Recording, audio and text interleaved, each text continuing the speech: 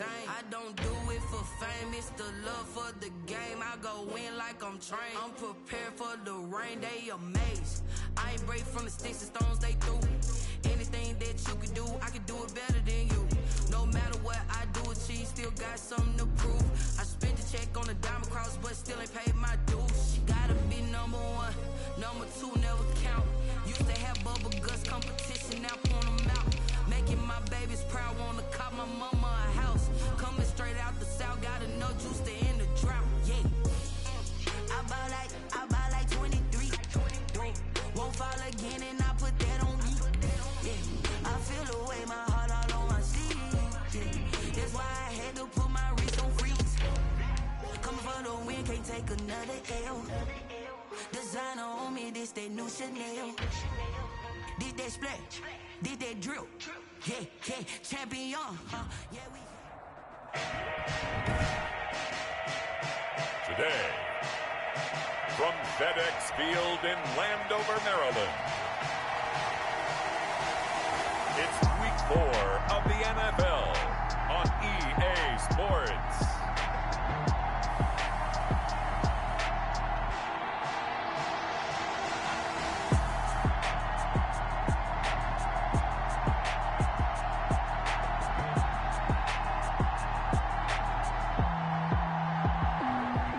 Just inside the Beltway, about 10 miles east of the...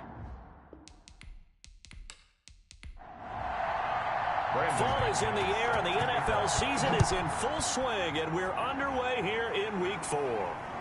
Taking it about the 1. And a decent return out to the 27-yard line. So out comes the Washington offense onto the field. And a glance here at their quarterback standing 6'3". And they are in rhythm on offense because of him. I mean, right now, he's got everything going the way he wants to, finding the receivers the way he wants to, looking over defenses. No interceptions is the number I lock in on. Before a touchdown pass isn't so bad either. Yeah, what a game he had last week.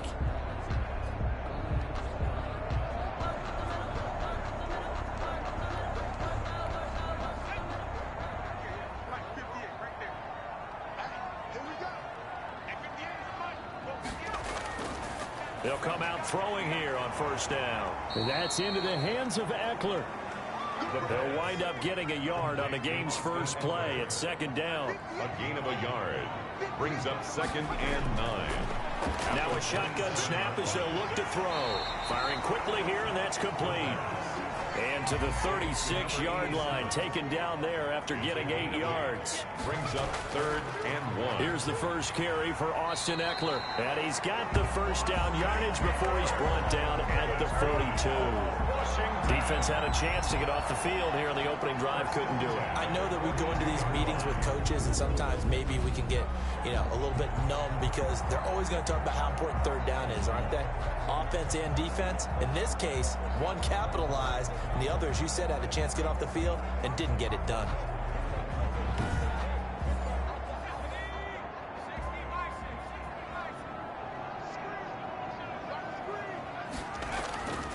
Now on first down, he'll drop to throw it. He dumps it to Eckler underneath.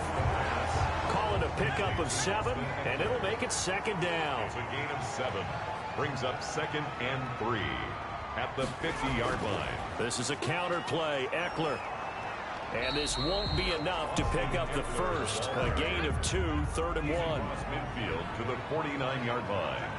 A 2-yard pickup brings up 3rd. They'll try to pick up the first with Eckler. And he won't be close to a first down as he runs into a wall right around the line of scrimmage. Maybe I'm wrong, but it looked like even if he had opted to keep that, I don't think there was going to be much to gain. Seemed like it was perfectly defense. And know what they say? Those guys on the other side, they get paid too.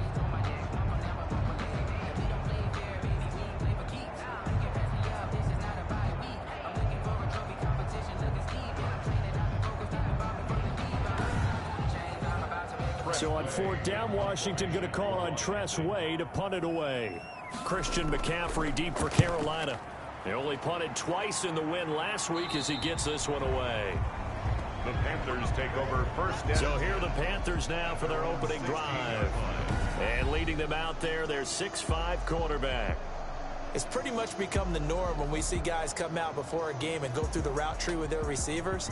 I thought it was exciting for us to see the exact same thing happen in practice. He's so meticulous, isn't he? He really is, and that tells me it's not just a one-time-a-week thing. They work on it all the time, trying to hone that fine edge. They want to see if they can get in sync and stay in sync in this one. That's going to be caught by Samuel. And he'll be about a full yard shy of the 20 at the 19-yard line. They'll contain him to just 4. Second down. At the 19-yard line.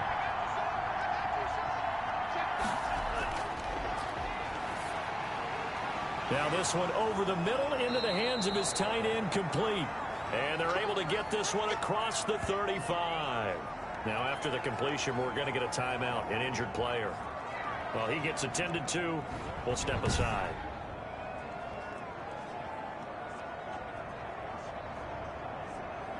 So here's a 1st and 10 at the 38.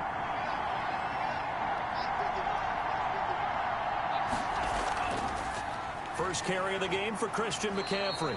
Strong run, but he's corralled just beyond the 40. Give him 3 on first down. It'll set up a 2nd and 7. Brings up 2nd and 7.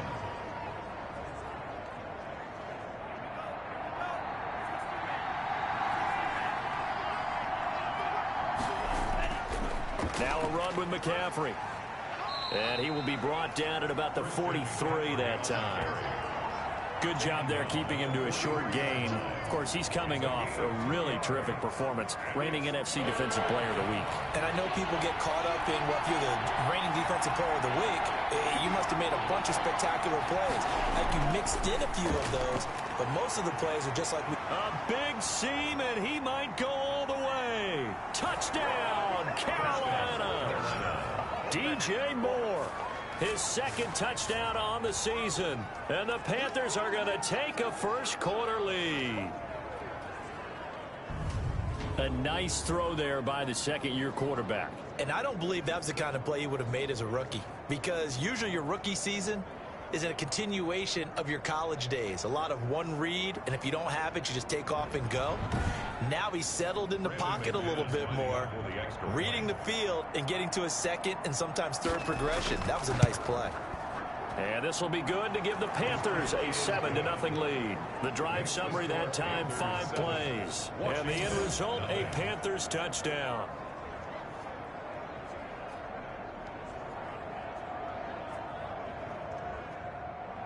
After the touchdown, here's McManus now to kick it away. Taken in at the 3. And they'll get him down inside the 30 at the 27. 1st and 10 at their own 27-yard line. Now Washington going to retake the field for drive number 2. And hoping to do better than they did their last possession when they punted the football. Appeal to the vanity of your offensive line. Tell them that they control your fate. Leverage guys. Win the line of scrimmage. If you do that, you start to win first down. You win 2nd down. And guess what? You start accumulating first downs. And that's what they need in order to not punt the ball again. And they'll get him down after a pickup of 8. 2nd and 2. 8 yards on the pickup. Brings up 2nd and 2. At the out of the gun, Eckler running it. And he'll get it out near the 40 to the 39. That's good. These are his numbers from last week's contest. 25 carries, 73 yards. Are we playing old school football now? We've got the top 10 rusher in the league. He's sitting at number 10, but he has a chance to move up with a big-time game. So expect that offensive line every time they go to the bench and tell the offensive coordinator, let's run the football. Here's a throw that's taken in out of the backfield. 5 yards on the pickup, and that'll make this a 2nd down. It's a gain of 5. Brings up 2nd and 5 at the 44-yard line. Now Eckler. And nothing doing. He's immediately taken down at the line of scrimmage. Taken down right. They'll say no gain on the play there, and now it'll be 3rd down. Brings up 3rd down. Now they'll throw here out of the gun. He'll get this to Eckler. And they'll get him down about 3 yards short of the 1st. That's going to bring up 4th down, only a gain of 2 there. Well, the good thing about covering any game I do with you is I know that there's no problem with rhythm. Now, what we're watching offensively, a little bit of a problem there. Yeah, punt on the first drive, looking at another one here. Just a little slow. You know, they were talking about a fast start, but that hasn't been the case. Yeah, and let's face it, any team we cover always talks about a fast start. That's true. But it's not necessarily going to happen just because they say so. And whether it's the script, whether it's, you know, just what they're going through, whether they're seeing different defenses, they're going to have to figure it out as this game moves on. And the kick's away as he angles this one for the sideline. And the punt over the side in the air, and the spot will be inside the 35. The Panthers coming back out onto the field for their second drive. They have to be thrilled with that first drive. They got them the touchdown. Now they'll be looking to make it a 2-score advantage here on the road. And you know, they spent all week in practice, in meetings, talking about taking an early advantage. Being the road team, going up a score, that takes the crowd out of the game and puts some doubt in the minds of their opponents. A throw left side to start the drive is complete. And able to get this one across the 45 before he's brought down. Good work after the catch. Gets him 15 and a first down. Just the first quarter, but tackling going to be so important going forward. They've got to limit plays like that. And that's something when you see it happen early in the game and they don't get him on the ground, you can always tell that they were concerned about it going in. Because I can just tell you from my days, I remember being in college and worrying all off-season about our season open opponent, and they had a receiver that could shake and bake with the best of them. I tackled him on the first pass of the game, and the relief was incredible. Ended up having a pretty decent ball game. If I missed him, it would have been a different story. Long night. And they'll get him down as he's inside the 40. 15 more yards there, and quickly another first down. Not only have they completed a couple on this drive, but they peeled off some pretty good chunks of yardage, too. Absolutely. Great start. 2 nice plays in the pass game. Now can they continue to feed off that?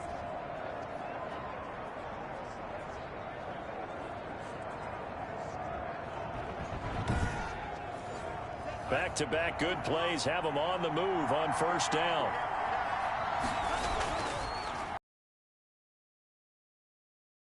Brought down at the 34. Call it a gain of 4. Following the pickup of 4, here's 2nd and 6. A gain of 4. It's now here's McCaffrey. He'll get the first down and more inside the 20. And he'll be out of bounds about a half to a full yard shy of the 5. First and goal, Carolina. Well, they came into this game saying it was important that they set the tone and show that they can run the football. I believe that they've done that here in the first quarter.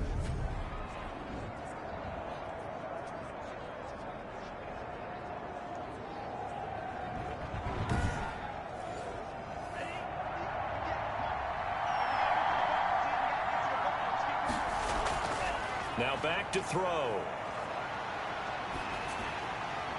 And he'll be hit as he releases it, and that'll fall incomplete. Well, we always talk about how you've got to be quick when you go through your progressions, and here's another prime example. Trying to look downfield, he was standing in the pocket, but just couldn't find anyone open, could he? No, not enough time. They hit him and forced that incompletion. He gets him a little bit closer. He takes it from the 6 inside the 5 to the 4. Defensively, I think they can smell a stop. Ball right around the 5 here, brings up 3rd. And I think what they've done is they put doubt in the minds of the offensive guys. What do we do? Because now you don't have a go-to play. Either side they pick, throwing it, running it, it won't be easy. A short game that doesn't get them the first down brings up a 4th down situation. Really nice job defensively. They knew where the sticks were. They got the stop before it. A field goal would make it a 2-score game, but they're going to go aggressive. They're going to try this thing on 4th and goal. And he's not going to get in. They stop him at the 1. The run is turned away on 4th and goal from the 2. And Washington is able to come up with a goal line stand. And they'll come out with a 3 tight end look on the first play of the drive. Partner, when you see a running play stop short like that, you just know that the defensive front, they won the battle of leverage and created the push back into the opposing backfield. And for the offensive coordinator, whether you had 1 yard to go or 20 yards to go on 4th down, now you're probably saying, oh, maybe I should have passed it, right? Yeah, hindsight is always 20/20. And he is met in his tracks behind the line of scrimmage. Now they're staring at a 3rd and 8. That last play backwards a yard. We think, Brandon, I like the intensity this defense is showing right here in these first few drives. They're not just holding the line because they're doing their job, but they're doing more than that, aren't they? They're getting a nice push into the offensive backfield. And a great example right there for the loss on the tackle. They'd like to avoid punting from their own end zone so they could use something here on 3rd down.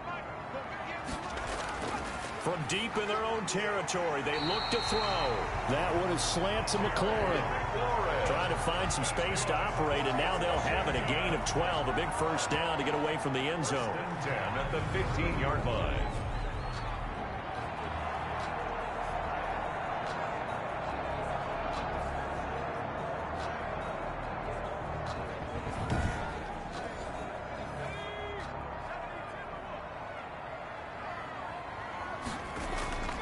Running on first down, Eckler. And he's going to be brought down on what will be the final play of this first quarter. After 7-0 on EA Sports. Washington, nothing. After the pickup of 5, here's 2nd and 5.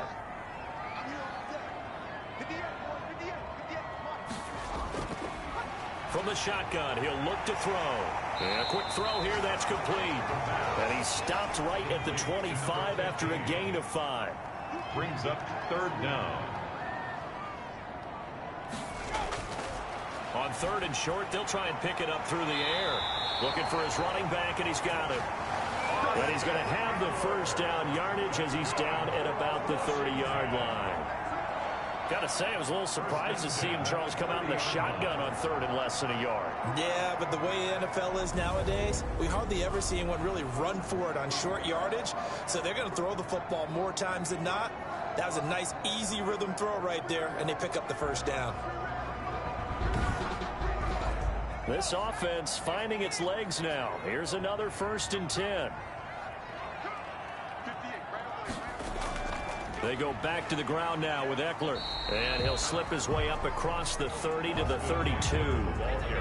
Daron Payne, the big D tackle there to make the stop. Well, any lane that might have been open there was closed pretty quickly, and that was because the defensive front, they won that battle at the point of attack at the line of scrimmage. They used great leverage, held their spot, and stacked him up. And takes this one across the 35 to the 36, a gain of about 4. Washington on 3rd down. They've converted 3 out of 5 thus far. This is 3rd and 4. They just keep trying, but so far, finding no room for him to run. None whatsoever. In fact, you run the numbers. He's under 3 yards a carry at the moment. One hallmark of good defenses is understanding the game, understanding positioning, and tackling immediately in the secondary after catches. I think we just saw that on display right there. Got to him before he ever had a chance to think about turning it upfield. Here's Tressway now as he's on to punt for Washington. He's been a busy man here in this first half as he gets it away. Fights through him. A 40-yard punt, give him 3 on the return. And the Panthers will take over now, 1st and 10. Out comes Christian McCaffrey with the rest of the offense. A good job in the passing game, decent job in the running game, but really they've been more effective through the air. We'll see if that shifts at all as this goes on. Thus far, it feels like they're calling this game in reverse. Normally you run to set up the pass. Here it feels like they're passing, hoping to set up the run and be more effective later on in the game. Yeah, you can do it both ways. We usually talk about it in the reverse, however. No doubt about it. They run on 1st down as they get about 3. 2nd and 7 forthcoming. Brought down at the 23-yard line. It's a pickup of 3. Here's a 2nd and 7. Open man is Samuel, complete. And they'll take him down at the 31-yard line. Line of scrimmage, the 31 now on 1st and 10. From the shotgun to McCaffrey. And he's got a good gain of 7 up to the 37. On the handoff. Well, no matter how they phrase it, staying on schedule, staying ahead of the sticks, whatever you want to call it, 7 yards on 1st down, that fits the bill. 2nd and 3. That's to McCaffrey, complete. That's a good job there by the corner. We do talk about this a lot, that a lot of corners see their job as simply covering receivers. Tackling isn't everyone's thing. But in this case, he came up quickly and made a nice, sure tackle. And he's going to run into a brick wall right in the middle of the field, and I don't think he got there. No gain on the play there. A nice job defensively. And it likely forces a punt situation on fourth.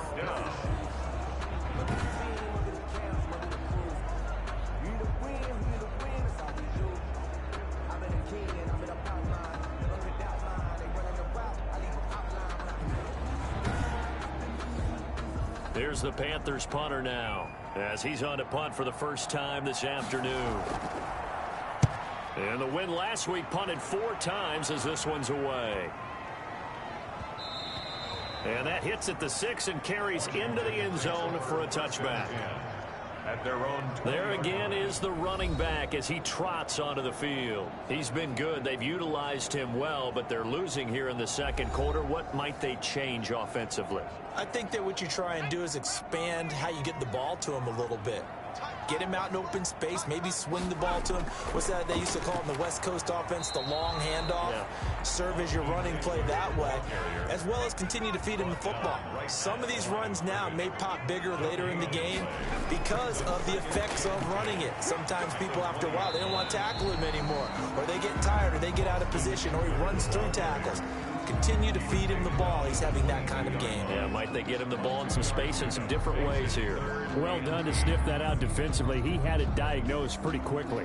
I love that description because diagnosed is perfect on that one. Read his keys, made the play, and he couldn't even get going moving the football.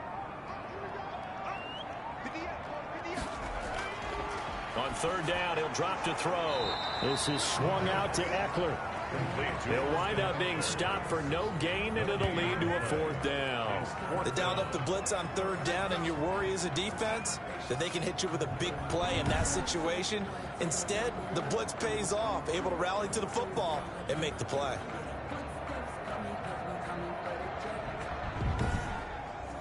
Here's Tressway now, as he'll punt it away for the 4th time today.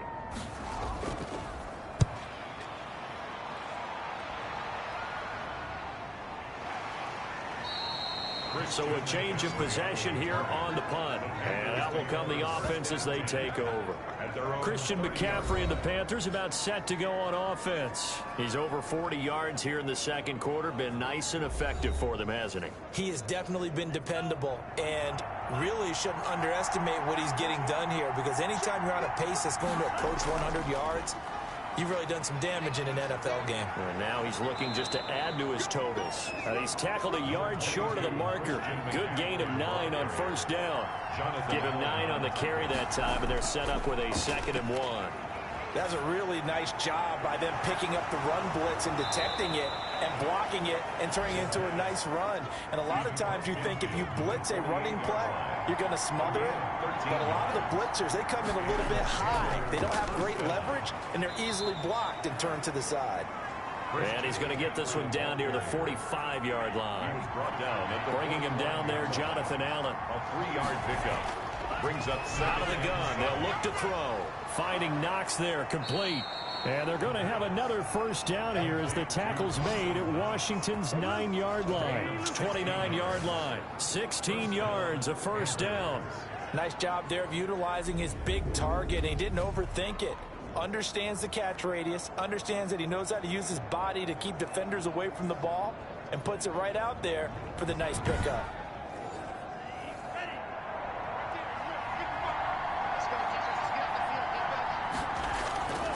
They'll look to throw here on first down.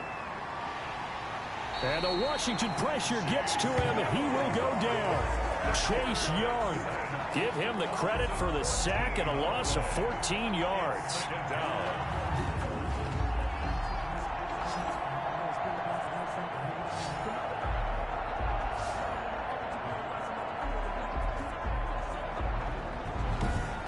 2 minutes on the clock, second quarter, 7-0 ball game. A reminder, once we hit halftime, as we do all season, we'll send it down to Jonathan Coachman in Orlando. He'll have all the stats and scores from games in progress around the NFL. The best multitasker in the business, the coach. 4 yards on the completion, and it sets up a third down. One thing you're hoping for when you run drag routes, you're able to hit a receiver in stride, and he can pick up a lot of yardage after the catch. But in this situation, the defense was effective, able to stop him before he could get a good head of steam going.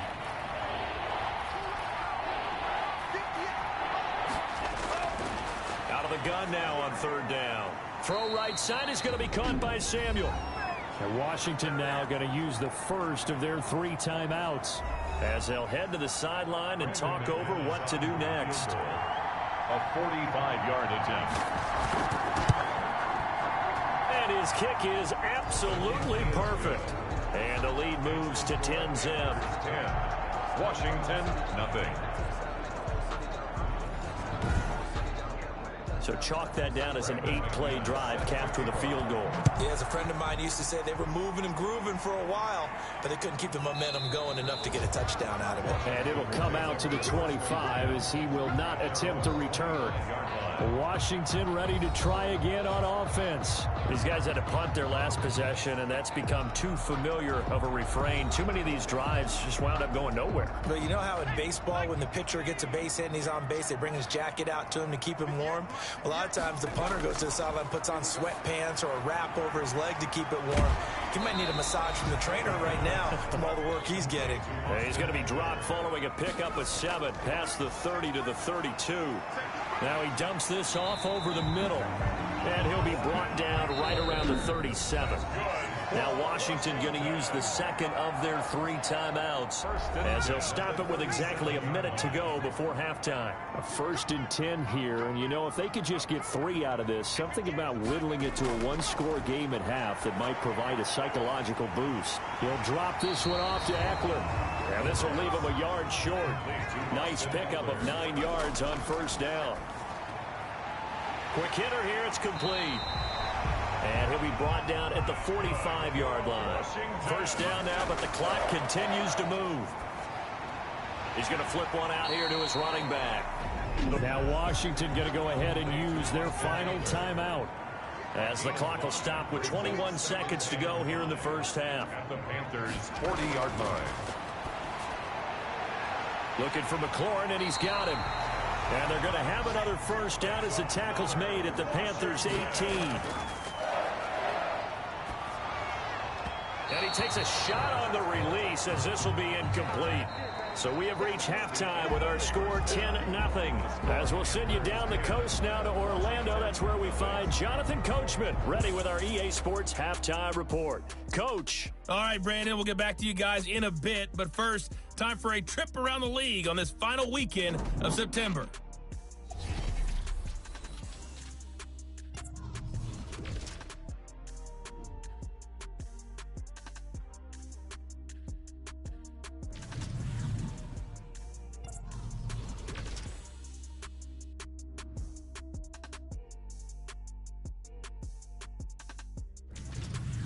Lastly, let's check on one final game for you.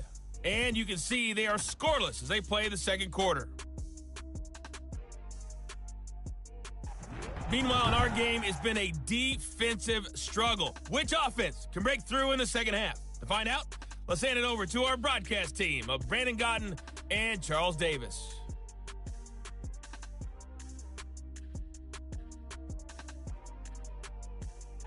All right, Coach, thank you, and we welcome everyone back for quarter number 3. The Panthers out in front, and they will get the football first. Second half action underway. And no fireworks to start the half. This will be a touchback. So here are the Panthers set to take over. They've got the lead right now in this contest, and they're coming off that victory a week ago against the Minnesota Vikings. Set to go 1st and 10.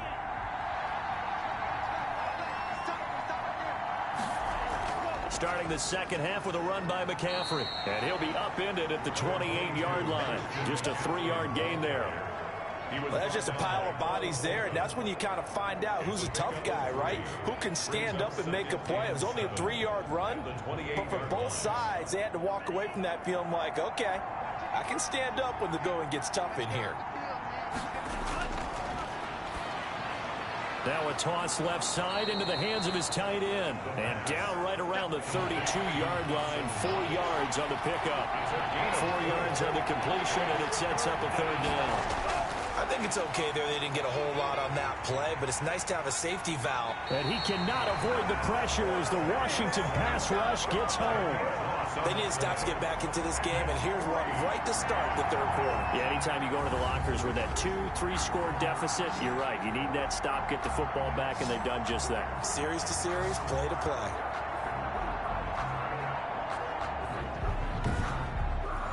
Here's the Panthers punter now, as he'll punt it away for the second time.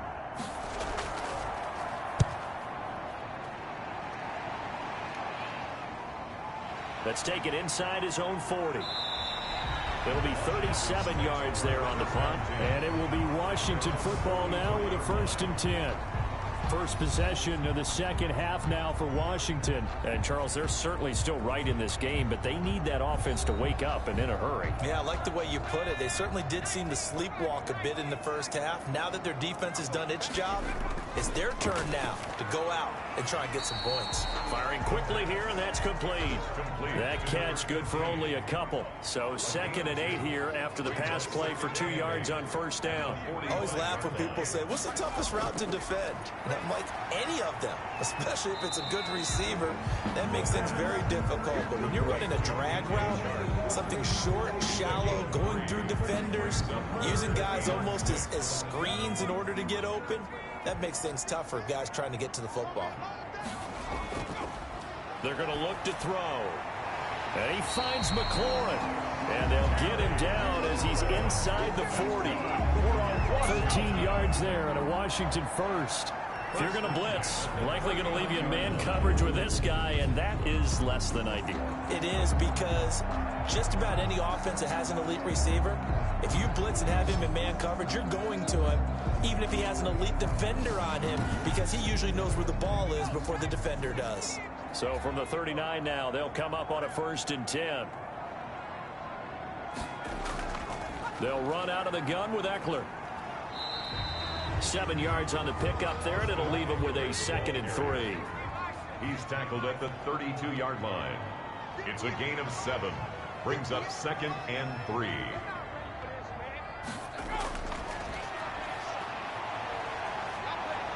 In trouble, and he's taken down. The quarterback sacked. Great job defensively. I think he was trying to go through his progressions, find someone to get rid of the football. Before he knew it, he was on his back. So that just brings us right back to what you said in the beginning. A great job defensively. Nowhere to go with the football. That led to the sack.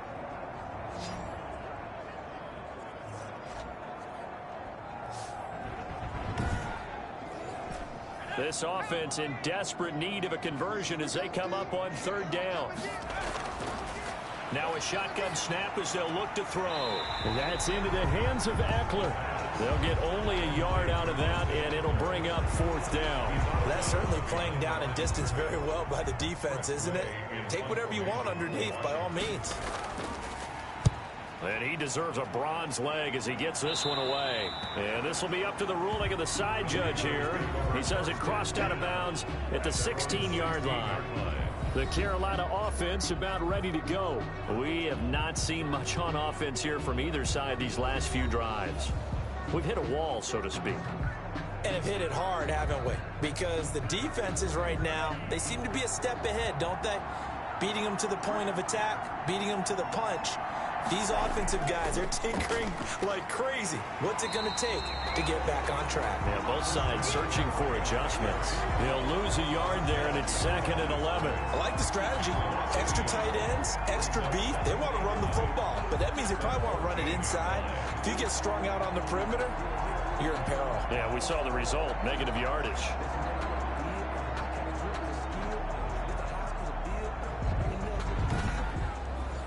After the loss to start out, here's 2nd and 11.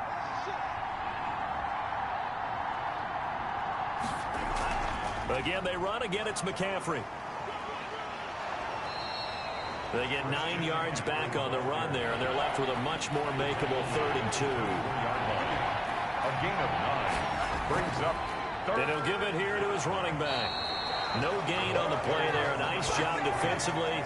And it likely forces a punt situation on 4th. No gain on the play. I apologize in advance, partner, but the beef eaters on the interior of this D-line, you just know they were licking their chops on 3rd and short. And yes, they were rewarded with a tasty dish, stuffing that one short of a 1st down.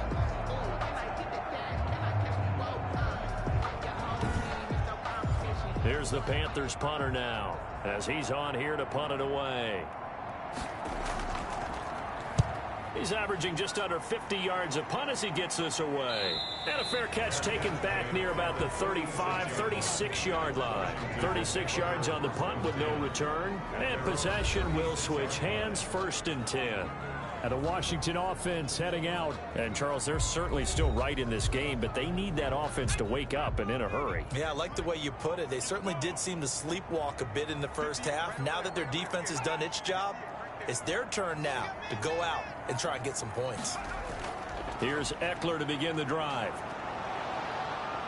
And he will lose yardage back to the 34-yard line.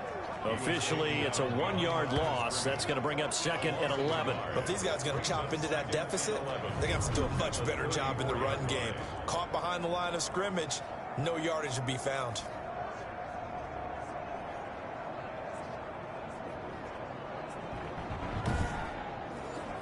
Inside 4 minutes to go, 3rd quarter.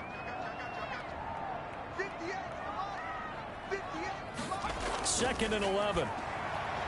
And he slings one that's incomplete. Austin Eckler, the intended target. And it's 3rd down. Austin Eckler.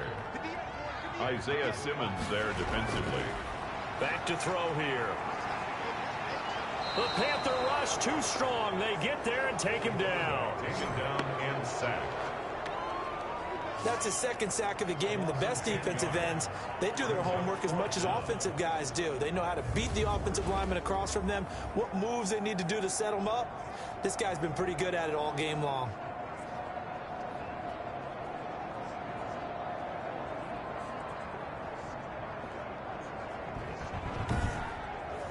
Here's Tressway now as the drive goes backwards, so he's on to punt it away.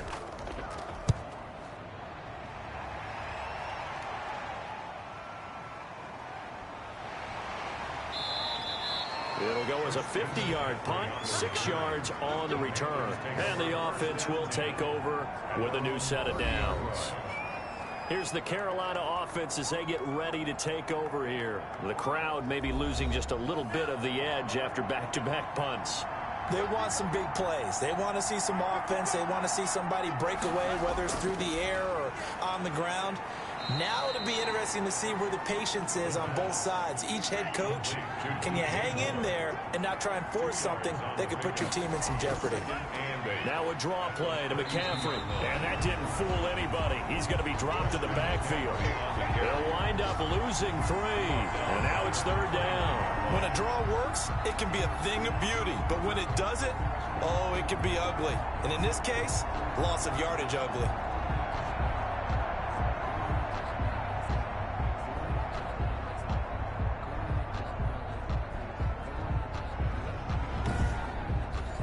An important play right here, 3rd and 10. And I would expect pressure here.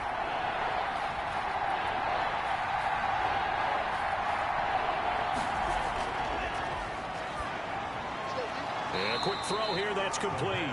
And he's going to come up a few yards short of the first. They get him to the ground at the 37. It'll be a gain of 8, but it'll also lead to a 4th down. One of the money routes for any offense, the drag route. So tough to defend because the receiver can stop at any point and make himself available to the quarterback and get a completion. But I love the communication we saw there. All the defenders pointing out the receiver, where he was going, and then they're able to rally to the ball after the catch and stop him short of a 1st down. On is the punt team now as this one's sent away. So possession goes over here on the punt. At their own 17-yard line. A look at Washington as they come onto the field. And, Charles, they're certainly still right in this game, but they need that offense to wake up and in a hurry. Yeah, I like the way you put it. They certainly did seem to sleepwalk a bit in the first half. Now that their defense has done its job, it's their turn now to go out and try and get some points. So from the 17 now, here's a 1st and 10.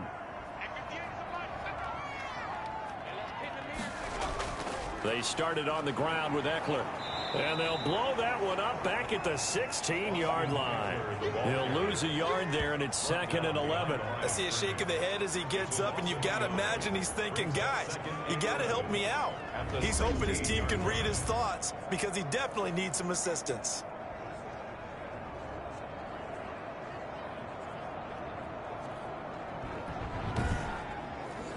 A loss of a yard there to start out. That leads to a 2nd and 11. Off the play fake, he'll look to throw. That's complete to his receiver, McLaurin. And he's going to get this one across the 30-yard line. 16 yards, a first down. But that certainly has to feel good. It's not all the time that the play caller should get all the credit. Sometimes I think in the huddle, the quarterback just says, hey, who's going to make a play for me? I just need something right here. And the end result there, nice first down. Drive keeps moving. Line of scrimmage, the 31 now on 1st and 10. Going on the ground with Eckler. And he went backwards. He'll be down at the 30. 2 yards the loss, 2nd and 12. After seeing that, maybe time to go back to some downfield throws here. Yeah, anything. Change it up, because the teams that win, the best teams, they're the ones that make adjustments. Doesn't mean you can't come back to what you thought you could get done. Sometimes when you open things up a little bit, you can get back to what you wanted to do before. 30-yard line, 2nd and 12.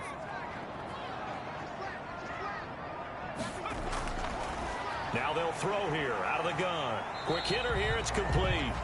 And he gets this to the 35. Good for a gain of 5. That catch good for 5. It's 3rd down. Brings up 3rd and 7. On play action, they'll throw. And he'll let this one go deep for Chark. You get the sense that they're saying we're not playing up to what we're capable of, and we're deep enough into the game that the early jitters are long gone, that they should now have some sense of continuity and be able to make some of these plays that they have not been doing so far. A nice punt, but a good run back as well, 13 yards. There's DJ Moore as he and the rest of the offense head back out there. Pretty good game for him so far. I guess he's still got time here to make this a great game, but so far, he's been solid. I like where you're going with that, because it has been pretty good. But there's always that hint that things can really escalate for him. And right now, they feel like they're somewhat keeping him in check, but he has found the end zone once. But, boy, he can explode at any moment. Man, when you hit that end zone once, you want to find it again, don't you? Yes, you do. Makes you hungrier. You get greedy in a good way. 2nd and 6.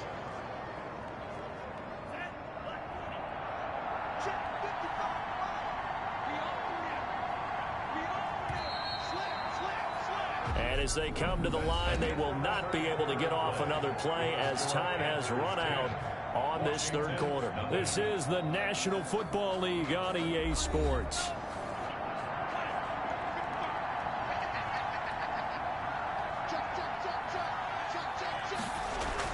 On 2nd down, McCaffrey. And he is going to be stopped cold behind the line of scrimmage. It'll go down as a 2-yard loss, and it brings up a 3rd down. Brandon, it's clearly a running situation when you're up in the 4th quarter.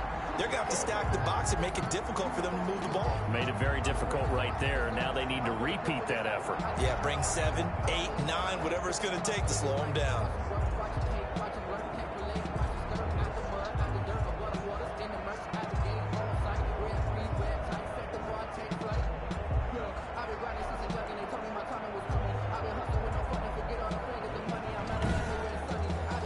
The Panthers on 3rd down.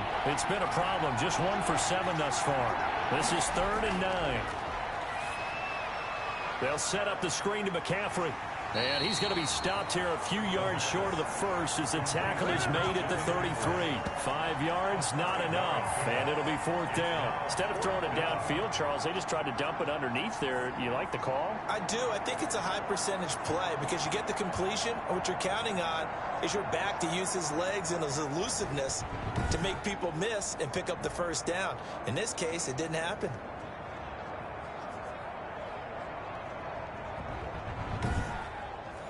Here's the Panthers punter now as he's on for the 5th time here today. 46 on his first kick. This one in that neighborhood as well. Washington will take over 1st and 10 at their own 21-yard line. Out comes Washington's offense as they get set to take over here. And you're still in this game. I mean, yeah, you haven't scored. Offense obviously has struggled, but you're only 2 scores down, so all hope not lost. Not at all, because we're talking about the NFL, and teams can score fast in this league. Quick strikes, you're right back in it. You're exactly right. Keeping hope alive. And they're able to get this one across the 35. They may want to go back to that one. First play of the drive, good for 15 and a first down. Even though this offense doesn't have a single point to its name, they're not totally out of this game yet. A touchdown here, they could be in business. And how about that last play? Now they've got momentum going. So, you know, I'm a big advocate. Get back on the line of scrimmage. Throw another play at them while you've got them rocked on their heels. So from the 36 now, 1st and 10. Back to throw. Firing quickly here, and that's complete. And he'll be taken down by the face mask, it appeared. And yes, out come the flags.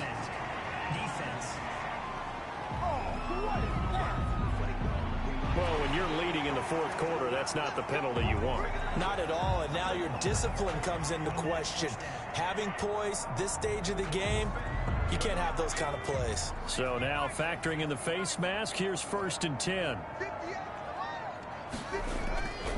They'll set up to throw, and he rifles one incomplete. From the snap, he certainly looked like he knew where he wanted to go with the ball, but surprise, that guy was covered. So that took his attention elsewhere to no avail. So 2nd down and 10. Once again, they'll go from the 40. Here's a throw that's taken in out of the backfield and brought down, but not before they're inside the 25. 17 yards on the catch and run. It's a first down. Well, every drive from here out is definitely crucial and critical. They know that they need to get at least 3 here to get it back to a one-score game. But I can't imagine that in their huddle that they're thinking at all about getting a field goal. They want to get into the end zone and then try and get the ball back again.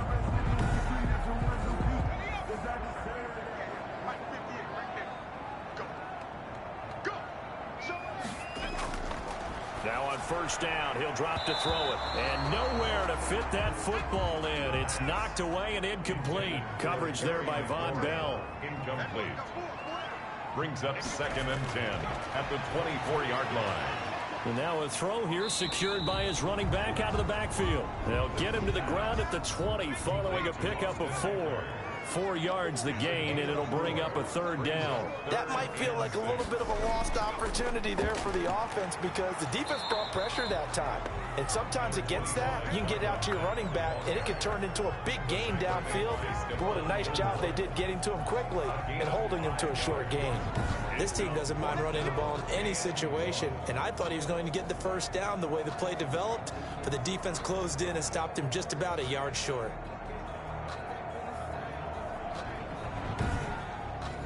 So on 4th down, out trots the kicker in a big spot here.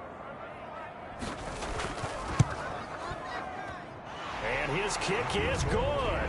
And they get themselves on the board here. It's 10-3. 10. Washington 3. All right, so they needed 2 scores to get back in the game. The field goal there, maybe not exactly what they wanted, but the necessary first step. There's still time remaining, and there's enough time to get it done. They've got to get it the least a 3 and out here to get the ball back, preferably a takeaway. At their own 24-yard line. Carolina getting set to take the field. Their lead back down to 1 score after the field goal a moment ago, so they'll be looking to string together a few first downs, likely on the ground as they begin 1st and 10. The drive begins with a run by McCaffrey. Nowhere to go that time. Might have gotten a yard up to the 25. Here's 2nd and 9, just a yard on that last run. 1-yard gain. Brings up from the shotgun. He'll look to throw. It's Knox, the tight end, making the catch. And from the 25, they work this to the 29, a gain of 4. A gain of 4. And it's 3rd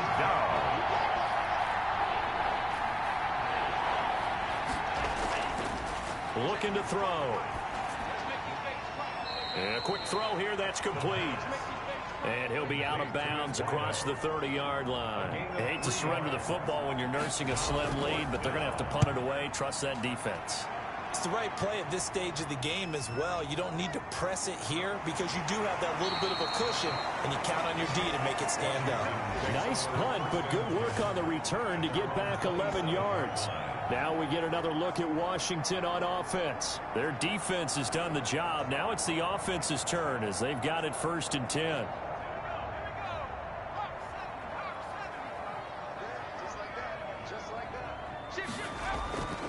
They'll come out throwing here to start the drive. He dumps it to Eckler underneath. And he'll get it up near the 35, right at the 34 here. Just about every quarterback is trained to really look downfield first before you come back and make a nice, safe throw. And in this case, that's exactly what he did. Found his running back, let him create some space, and it turned out to be a nice play for the offense. On second down, Eckler. And he is met quickly in the backfield. Down he goes, folded like a lawn chair. It'll be a loss of a yard, and that's going to lead to a 3rd and 4 coming up. There's no question that coming into this game, this defense was pretty vocal about its desire to take this running back out of his game. And all that pregame wolfing has turned into results.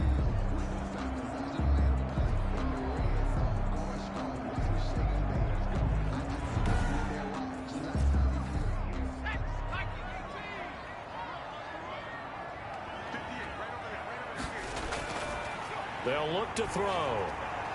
Quick hitter here, it's complete. And they're going to mark him down short, maybe by about a yard, if that. They stop him for only 3 that time, and that'll bring up 4th down. One thing I think that's safe to say defensively, the tackling's been really good. And because of that, it's been very, very hard for them to move the ball because you're not getting the benefits of run after catch. They tackle him almost on the spot. That means you have to run extra plays, harder to move it.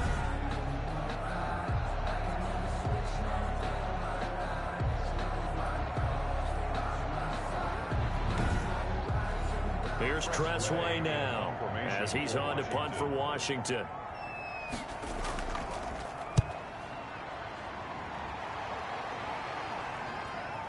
Fielded just inside the 20. It'll go as a 42, make it a 43-yard punt. 6 on the return. And the Panthers will take over now, 1st and 10. The Carolina offense about ready to go. Right now clinging to a 1-score lead, Charles, and I think operating within that 4-minute offense with a little less than 4 minutes to go applies here, right? It certainly does, and that means the playbook is still wide open. But you are a little bit more careful about what you're calling. You want plays that are going to gain yardage, how would you say it, consistently, right? You don't need the big shots downfield, but make sure the clock continues to run. Pile up the first downs. And the goal, end the game with your quarterback kneeling down at the end, and you still have the lead.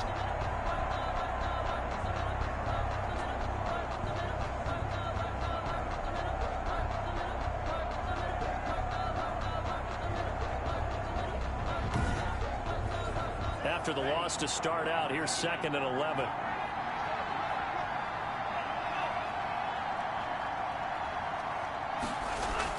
They stay on the ground. McCaffrey again. And boy, this burgundy and gold defense charged up now. They stop him behind the line again. It'll wind up being a loss of 2. And it'll be a 3rd and about 13. And this is why the head coach gets paid the big bucks. Look at where they are in this situation, partner. Do you throw the ball here in a long-distance situation? Do you run it again and trust your defense and make sure you take care of the ball and punt it away? What kind of options do you have here, and what do you trust more on your team? Yeah, they may have just pushed him back into that throwing situation. We'll see. Now on 3rd and long, they'll look to throw. Finding Knox there, complete. And he'll be out of bounds at the 25-yard line. So it's Panther football as we welcome you back. They're looking at a 4th down now as they try to hold on to this lead for dear life. On 4th down, the punt team is on as this is sent away. That'll be a 47-yard punt, officially 5 on the return. At their own 30. Now Washington down on the scoreboard. At time, a huge factor. How will this thing pan out? We'll watch as they come up on 1st down.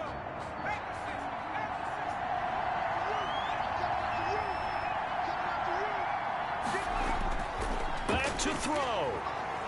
He'll get this to Eckler. And he's brought down at the 34. Call it a gain of 4. They'll contain him to just 4. 2nd down. Firing quickly here, and that's complete. That's good for a Washington. He's back to throw. This is swung out to Eckler. Clock running as Washington will try and hurry up. He'll look to throw. And this one into the hands of DJ Shark. And they're going to have another first down as the tackle's made at the Panthers' 41-yard line. They give him 16 yards. And he can't get a throw off. He's taken down. What a huge play at this point in the game. They'll look to throw. It's a short one here, complete to the tight end. Now Washington going to use the second of their 3 timeouts as they'll stop it with 25 ticks remaining on the clock. On the screen, this is Eckler. And they'll get him down at about the 37, well short of the first. Now Washington going to go ahead and use their final timeout as the clock will stop with 18 seconds remaining. And this is going to be caught. He won the fight for the football. That one good for 12 yards. And on 4th down, they're able to convert and move the sticks. And a quick throw here, that's complete. Well, Charles, they were close in the end, but they couldn't get that last play, that last little miracle play done. They were within striking distance, but couldn't find a way to score. They definitely had hope. They definitely had opportunity. Just unable to cash in at the end. Not an easy play by any stretch, but they definitely had a chance. So for Carolina, it'll be a .500 start as the win gets them back to 2-2. And they will head home next week to take on the Tampa Bay Buccaneers. Meanwhile, for Washington, they also will exit this one at 2-2. And fortunately for them, they'll have the early bye next week as they return to action in Week 6. And for Charles Davis and our entire crew, I'm Brandon Gaudin. You've been watching the NFL on EA Sports.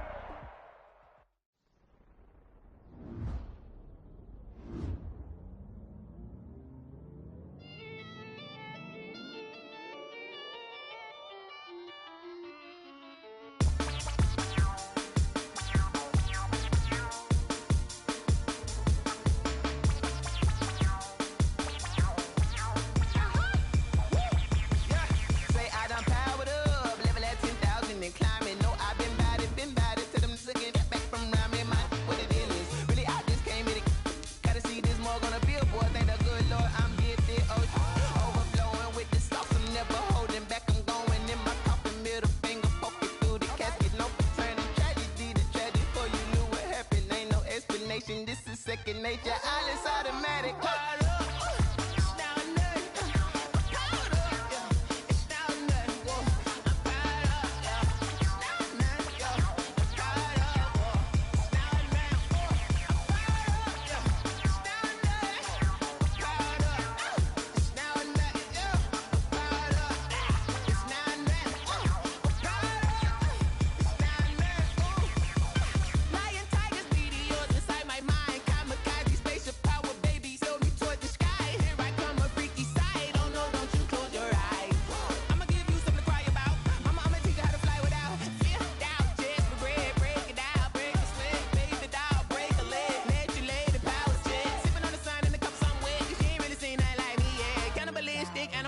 You fools hurt. Jesus will.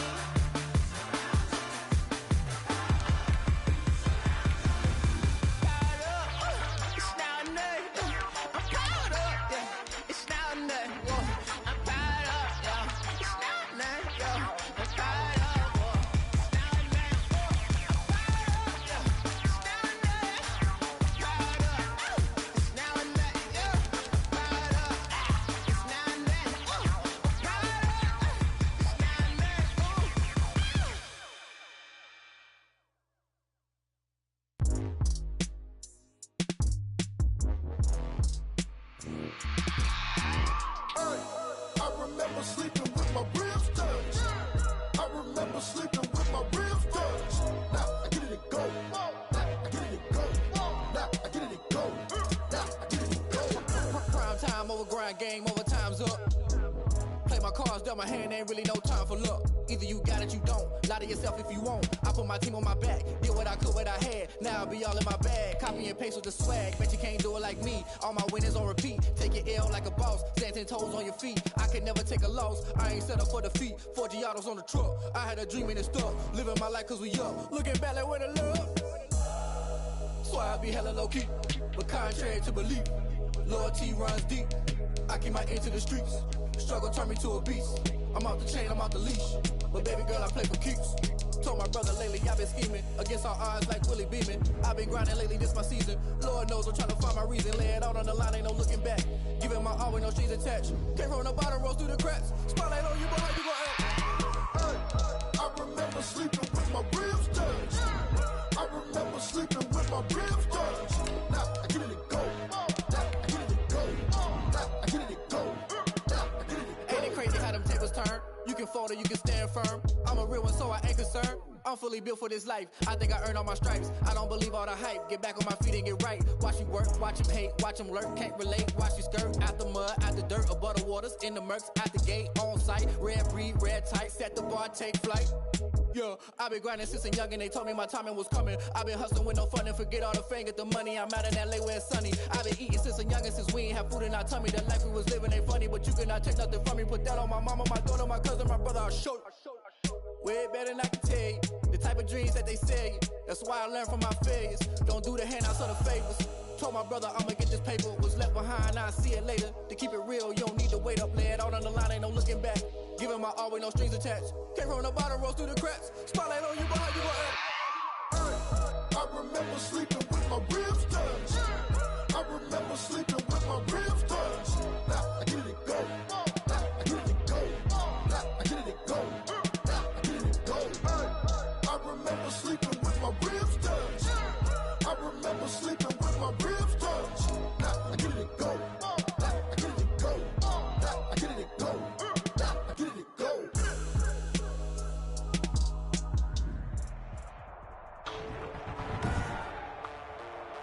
Today, from Empower Field at Mile High in Denver.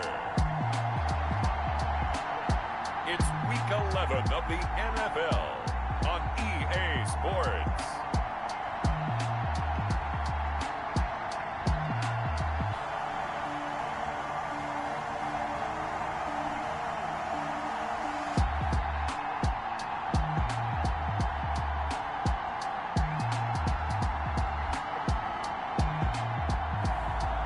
We'll see Derek Carr and the Denver Broncos versus Jalen Hurts and the Mexico.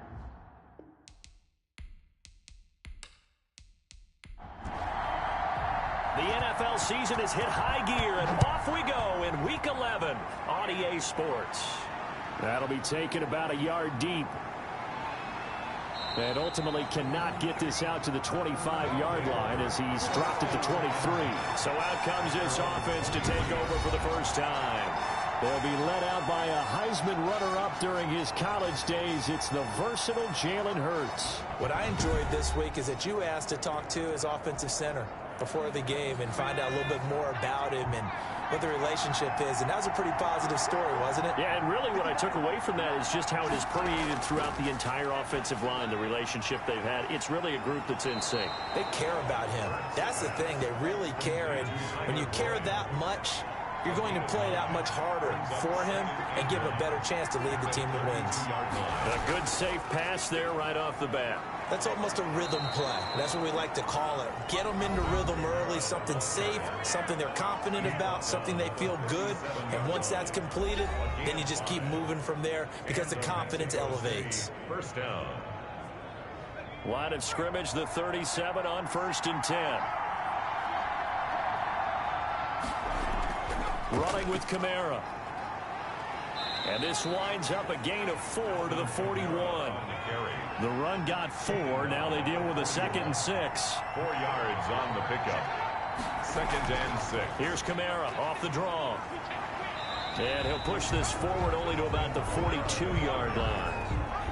Now that's a mountain of a man that just made that stop, isn't it? But he's more than that. This guy's nimble and quick.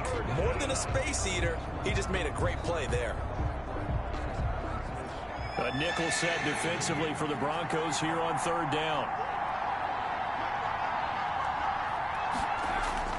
From the gun, it's Hurts. And that's caught by Smith.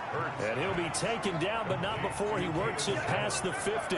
It's a gain of 10. It's a 3rd down gain of 10 to pick up the first. That was a route run not just with dexterity, but with intelligence. Found the hole in the zone, made sure the quarterback saw him, and was able to make the sure catch and flip the down marker back to 1. So a 1st and 10 now in Denver territory at the 48-yard line. They'll run. This is Kamara. And he stopped immediately there. Emmanuel Ogbah there on the stop. Officially nothing on that last run. They'll try again 2nd and 10. And he got off the end there very quickly to make that play. Yeah, it was almost like the bullet train, wasn't it? I mean, just zoom. Quick, quick, quick. And what a terrific play, holding them to no gain. They get 7 out of that, so they're left with a 3rd and 3. But it appears that they read man defense and went to the out route. And what you have to do on that one is the receiver's got to make sure he works the defender towards the middle of the field to give himself space to cut to the outside and have that ball delivered with good timing, and they got it done. And that's going to be incomplete. The coverage too good there. The contact popped the ball free, and it's 4th down. Brandon, we saw these defenders flying to the football in their win last week, and nothing has changed. They're still moving around quickly and forcing incompletions. So here are the Broncos backed up to start their initial drive. They'll be led out by their quarterback out of Fresno State. It's the Pro Bowler, Derek Carr. So this is where we find out about the game plan and the trust factor, don't we? In this situation, the natural thing is take care of the ball, run it inside, everyone cover it. Just, get yourself some room and let your punter punt it out of there. But when you really got a QB you can trust, you might want to take a little shot early and try and create some space. And he's going to have just a couple here with a marker on the field as well. The decision is to decline it and not give him the down back. They might as well have sent a skywriter above the stadium saying, We don't think you get the first down against our defense by that decision. And he can't get away. Carr is going to go down, and that is a safety. Well, we thought these two defenses, they might come to play. One has already come to play here, a safety for the opening points of the game. Brandon, let's file this play away because if it turns out to be a tight game, who knows? This could wind up being the difference. So free kick situation forthcoming from the 20 as they'll punt this one away. This is brought in at the 21.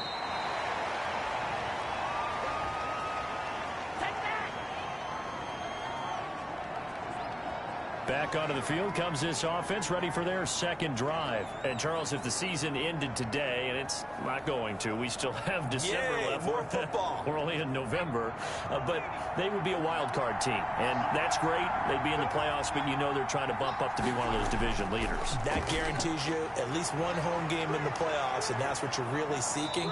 But there also isn't much margin for error for this team, right? Because right where they're sitting, a two-game losing streak could have them out of the playoffs, so they've got to make sure they continue to keep the momentum going. Absolutely. There's some sharks smelling blood in the water behind them. But one of the ways that quarterbacks keep all the receivers alive in a play, never lock in on any one guy. Make sure you keep your eyes moving, scan the field, and here he finds the open guy for a nice pickup.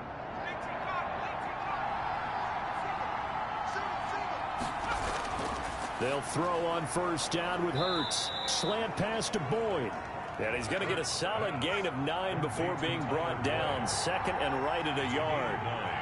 Brings up second and a yard. On second down, Kamara. And he'll be down close to the first down marker as he gets this to the Broncos 36.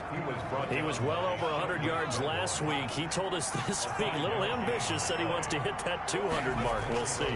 Makes sense, though, doesn't it? Have we ever run into a running back that had a great game the week before that didn't think that's just going to naturally continue? Just make sure you feed me the football. And that's what they're all about. Continuity, rhythm, number of carries. Just keep giving it to him. Now it's Kamara in the passing game. 9 yards, not quite enough, and they'll be left now with 3rd and 1. Came up a little short on the last pass play. They did get 9 yards out of it, leaving him with his 3rd and 1. Looking for Thomas, but that's intercepted. Picked off at the 16, and he's going to get this one to the 23-yard line.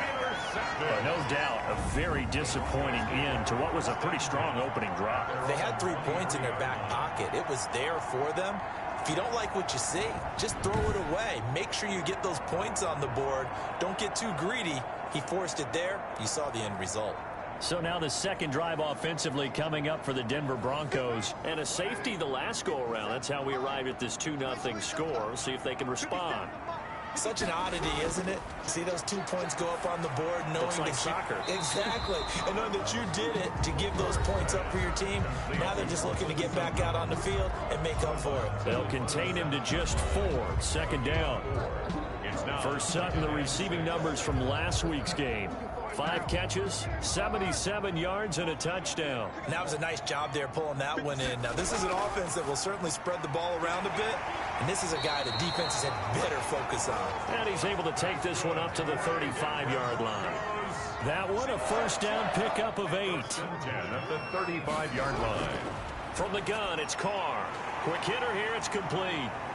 And they bring him to the ground just shy of midfield. Give him 14 yards there and a Denver first down. 1st and 10 at the 49-yard line. Now Carr again. Toward the left sideline, but it's incomplete. Now Carr, after the incomplete pass, brings him up 2nd and 10. To throw again. Carr. And this time he's got the hook up. It's complete. 12 yards there and a first down. 1st and 10 at the 39-yard line. Carr to throw again. And that'll be knocked away. It's incomplete. Good coverage that time by the linebacker, Deion Jones. It leads to 2nd and 10. Carr will try it again on 2nd down. On the slant, completes to Sutton. And he's going to get this down near the 20-yard line. That one good for a first down pickup of 18 yards. You can see the time and effort and thought that they put into their passing game because it was evident right there. It looks like a simple pitch and catch, but you and I both know that they have planned for this and worked hard to make it happen.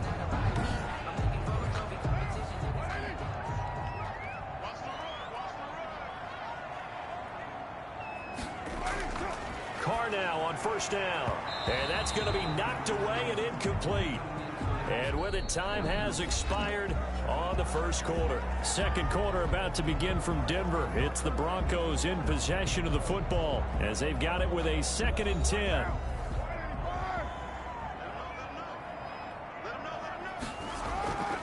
They'll run with Madison. And he'll be brought down short of the 15, but a really good move on the run. 5 yards. Now it's 3rd and 5. That second down play call was not to pick up the first down. It was to accomplish what they did to get them into a manageable 3rd down because they had incompletion on first down, so they were behind the sticks, so to speak. They needed to make up some ground, and they did. From the gun now on 3rd down. Carr going to throw deep for the end zone. Looking end zone, but it's incomplete. A lot of times it's that first read that you have. Maybe you get it in pre-snap. He locked in on his target, but he was covered quite well, and that one's incomplete. Makes the score Broncos 3, Diablos 2. So the field goal there counts what winds up to be an 11-play drive. Well, Carter, that's a lot of offense to run there to only get 3 points. So I just wonder, are they going to recycle those plays because they were successful in getting 3? Or do you go to another section of the playbook trying to find ones that get you into the end zone, get you 6? 25-yard line. Out is Mexico City now to go on offense. And in enemy territory last time through the interception. We'll see what they do on this drive. Can't wait to see how it alters what they decide to do in play calling. Do they continue to throw the ball? Do they want to lean more on the running game? It'll be an interesting sequence of plays that they've got coming up. Does it often affect the play calling with the interception? How much does that change what you do? I think it does depending on why the interception was thrown. Sometimes it's just a matter of the defense made a great play, so you continue to come back. But if it's on you, if the offense just doesn't have the confidence, if they're a little bit shaky, maybe try and take the pressure off and run the ball a little bit. And give him 6 yards here as he stopped near the 35 at the 34. A gain of 3 last play. This time they double it and pick up 6. Here's Kamara trying to run for it. And he's going to have the first down, yardage to the 35. Kamara, the ball carrier. Emmanuel Ogba. I always appreciate runners who understand situations. That was just 3rd and inches. No reason to dance around in the backfield and try and break off a bigger play. Just go pick up the first down, and that's exactly what he did.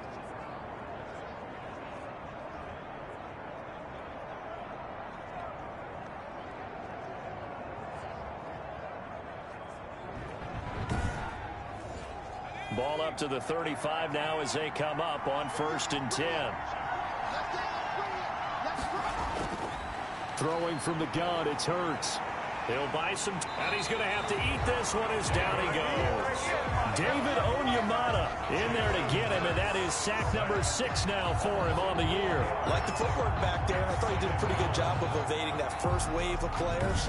Tried to buy a little extra time out of the pocket, but in the end, oh, that was a tough one. Yeah, winds up getting buried for the loss.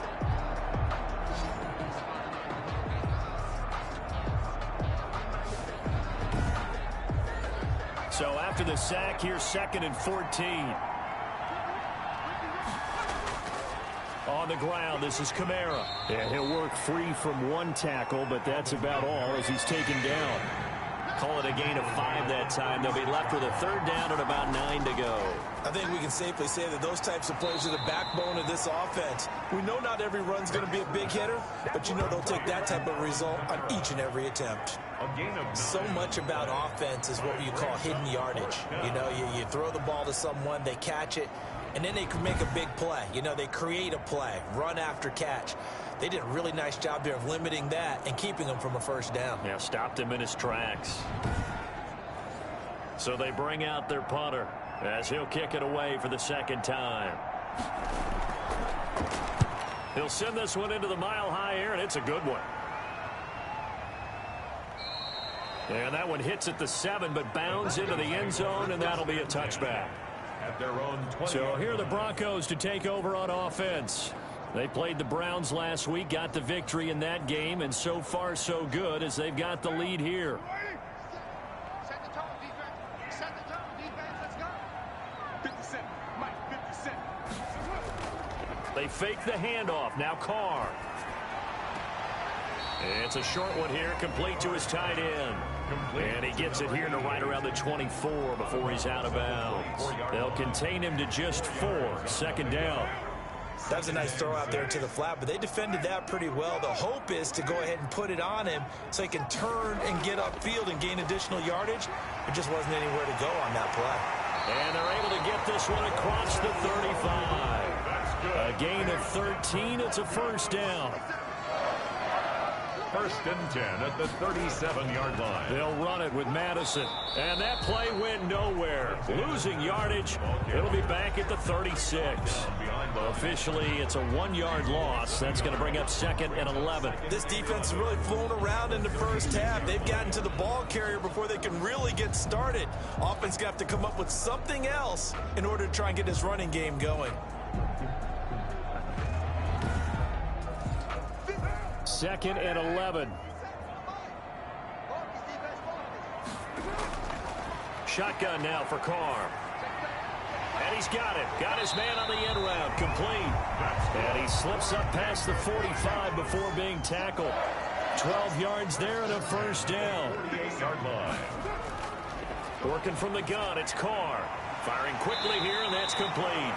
And he is tackled inside the 40, not quite to the 35. Back-to-back nice gains. That one for 14 yards and another first. This offense finding its legs now. Here's another 1st and 10.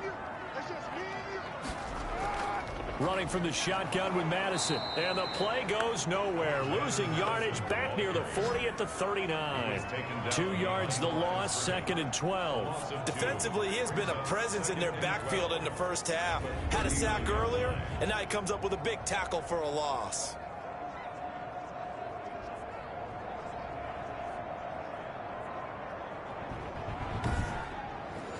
A rare misstep on that last play because the drive has been strong, but now it's 2nd and 12. Carr now to throw. And that one goes incomplete. He's maybe lucky it wasn't a fumble as he got hit as he threw it. Coverage on the play by Kyle Fuller. Throwing his Carr on 3rd down. And he's got his man in stride. Complete. They get only 4 that time as that leads us to a 4th down. 2 minutes remaining in this first half of football. Coming up at halftime, I'll go from one personality, that's you, Charles Davis, to another one in Orlando, the coach.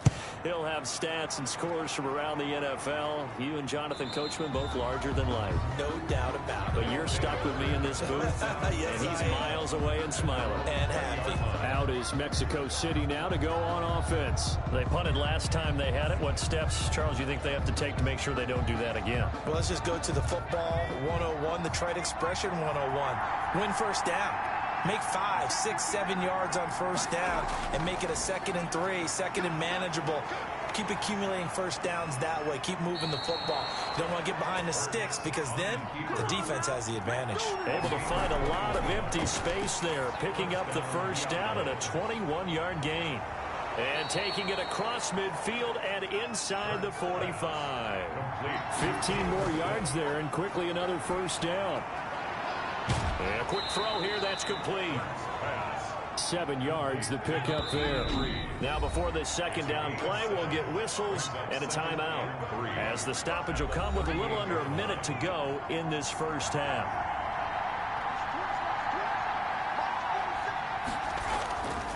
Second down, here's Hurts. Quick hitter here, it's complete. And this is going to be another first down as they'll make the tackle at the Broncos' 24-yard line.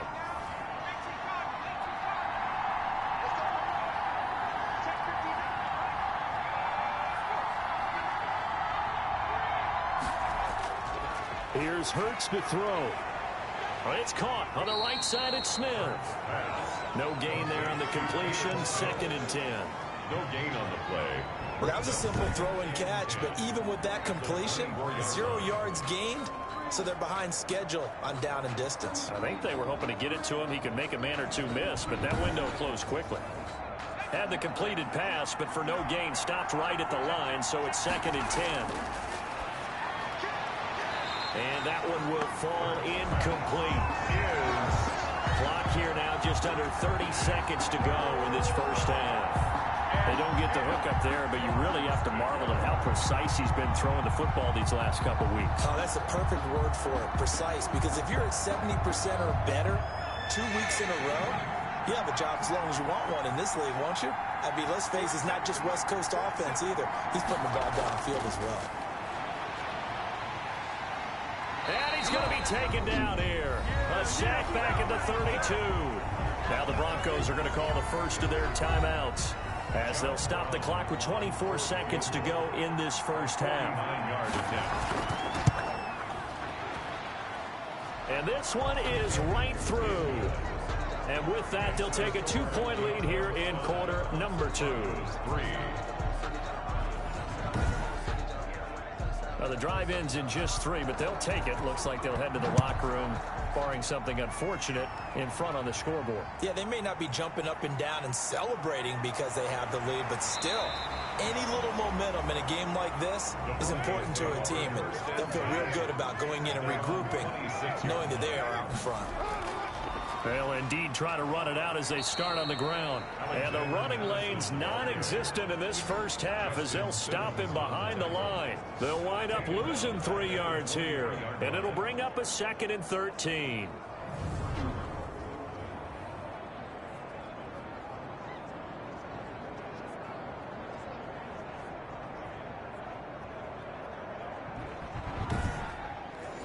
The white flag coming out as they line up to kneel on it. So we have reached halftime here in a tight 2-point contest. As now we send you out to Orlando and hook back up with Jonathan Coachman for our EA Sports Halftime Report. All right, Brandon, thank you very much. The NFL season going to be about 2/3 complete after this weekend. So lots to get to as we check out what's going on here in Week 11. We'll start up at MetLife Stadium in New Jersey, where it was the visiting Texans who were able to come away with the road victory. 20-17, your final. Next, we take a trip down the coast to Miami to check on the Dolphins at home at Hard Rock Stadium. And they were victorious in that one over the visiting L.A. Rams. 10-9, the final in a tight one.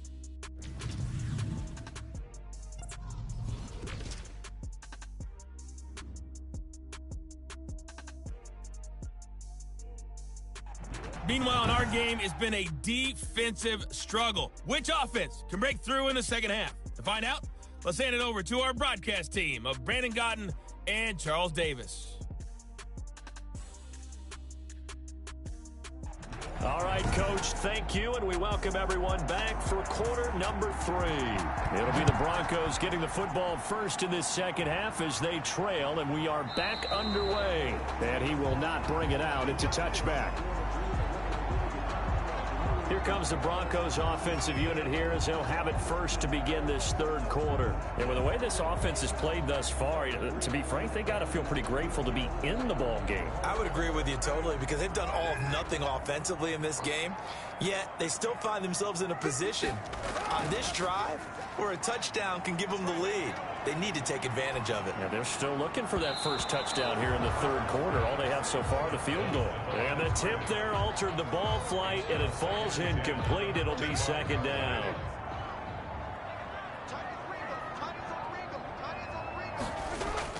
Throwing again. Carr.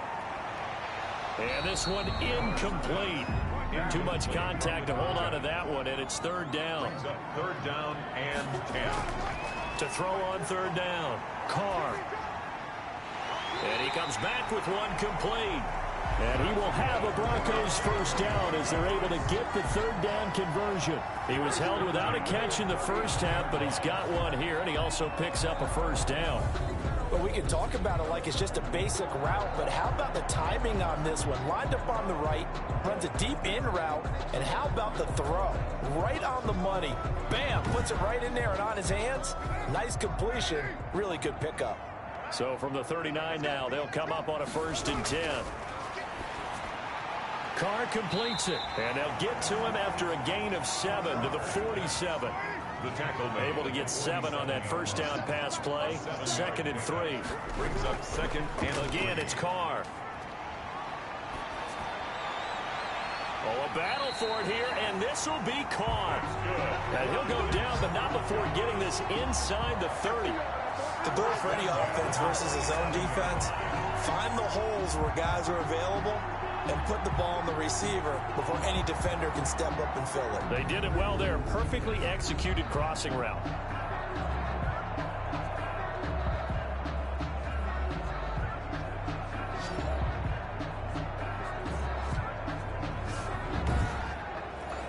Still in search of their first touchdown of the game, but they're on the move. 1st and 10.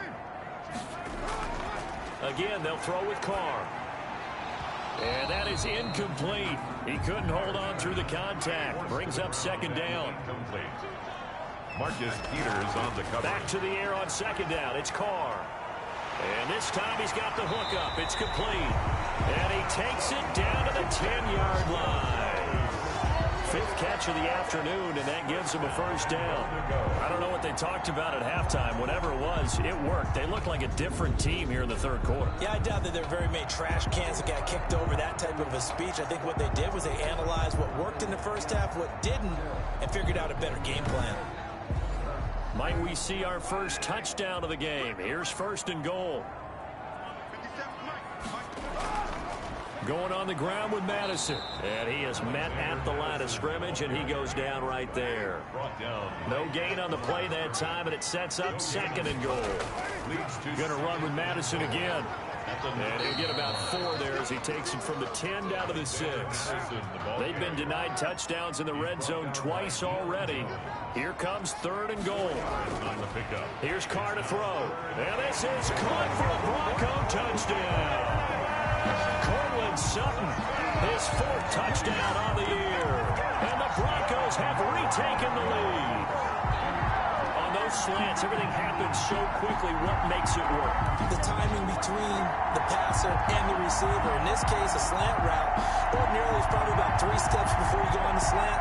In this amount of time, I think it was a 2-step deal. Boom, put his foot in the ground and got inside for the pass. Got inside for the pass, got inside for the catch and the score.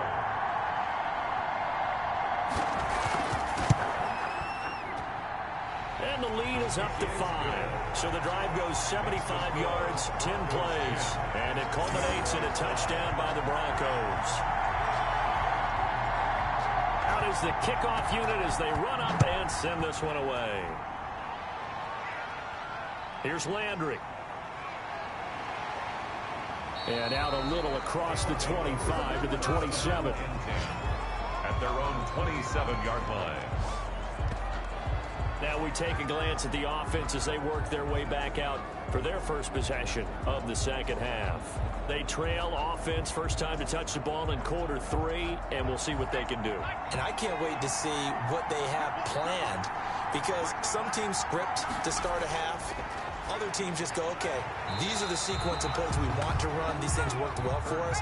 And sometimes they throw in that big chunk play right away. Shocker. Try and get after them early and try and create a big play to give themselves some momentum. See what they have up their sleeve. And this Bronco defense really selling out to stop the run, and it pays off. They get them behind the line twice in a row. It'll go as a loss of a yard, so now they deal with 3rd and 11. I think it's pretty evident. We can say what a difference a week makes. Last week, he ran pretty much wild, didn't he? Did pretty much what he wanted to do.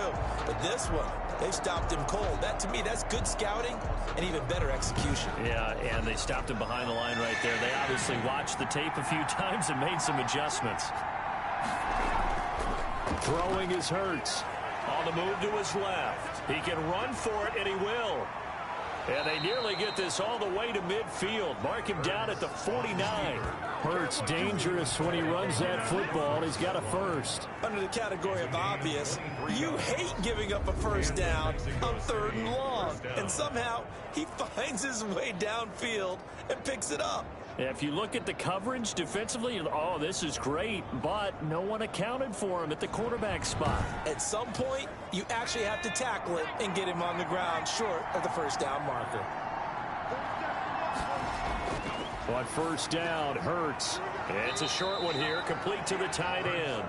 And they get to him after a gain of 6 to the 46. 6-yard pickup brings up 2nd and 4 at the 46-yard line.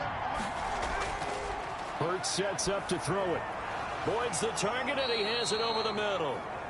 And this is going to be another first down as they'll make the tackle at the Broncos 35. First down, Hurts. That's complete to his running back, Kamara. And he'll have a gain of 3 to the 33. 3 yards the gain there, second down. 3 brings up 2nd and 7 at the 33-yard line. From the gun, it's Hurts. Out of the backfield, that's complete to Kamara. And this is going to be another first down as they'll make the tackle at the Broncos 23. It's a gain of 10. And the Mexico City. From the gun, it's a run for Kamara. He'll have a first down inside the 10. And he's all the way down to the 6-yard line. 17 more yards on that one as they keep the drive rolling. Sometimes it's hard to believe, but there are times this game is about patience, isn't it? Has had the game he expected, but that run there, that may get him going. I was just going to say, maybe that gives him a little juice, because you're right, he struggled, especially that first half. Yeah, and I know the great ones always think to themselves, just hang in there. I'm just one big carry away from busting this open. That's a good start for him. Now he'll pull it down, and he'll take it into the end zone for a touchdown. Jalen Hurts with touchdown number 12 on the year. And his guys have once again taken the lead. Well, I'd have to say that for him, that was an all-encompassing drive because it was his arm that got his team down to that point, but his legs that finished the deal. Give him credit for making it happen.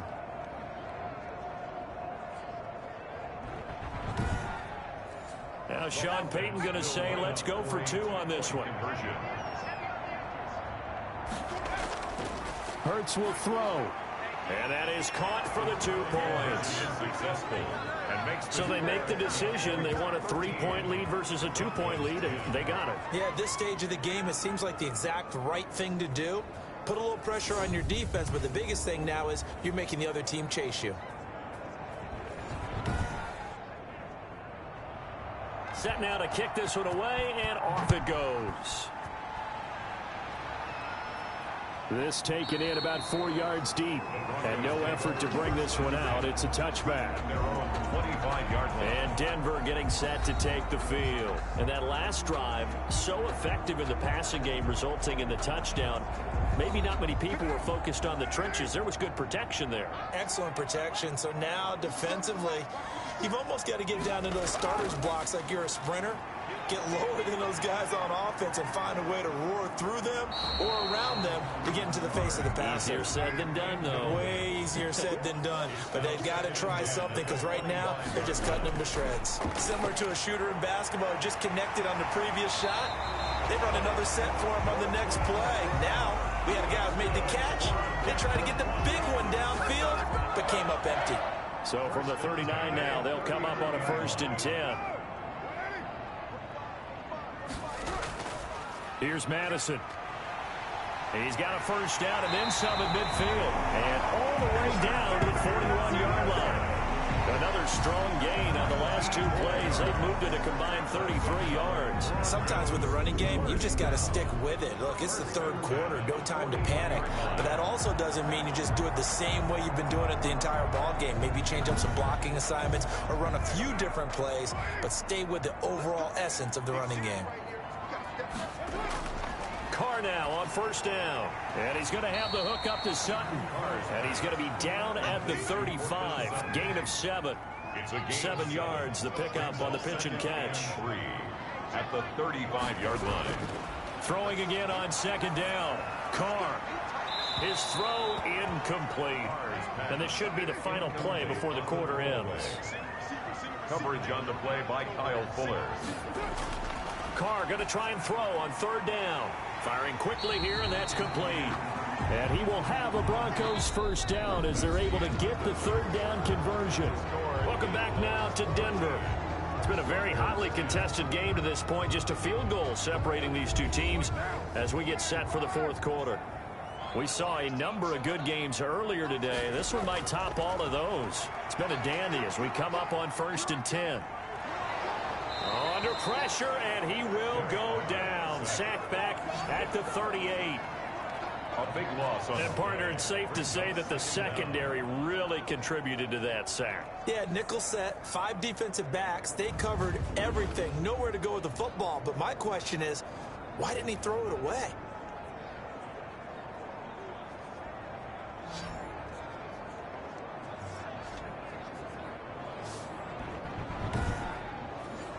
Now then, after the sack, it'll be interesting to see what they have planned for 2nd and 23.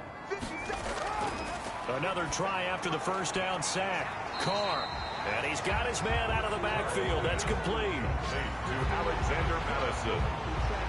Oh, I came to my feet on that one. I thought he was getting close to breaking that one big, but in the end, give some credit to the defense, finding a way to get to him and forcing a third down.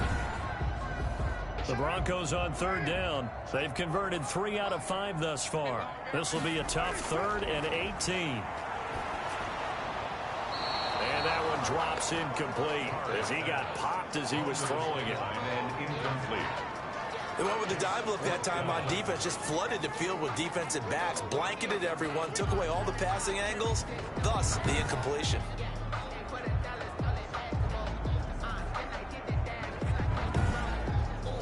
So on now is Greg Zuerlein in a pressure situation. He was true on his first. This a tough one from 49 yards away. And this one is right down Broadway. And in the fourth quarter, this game is tied.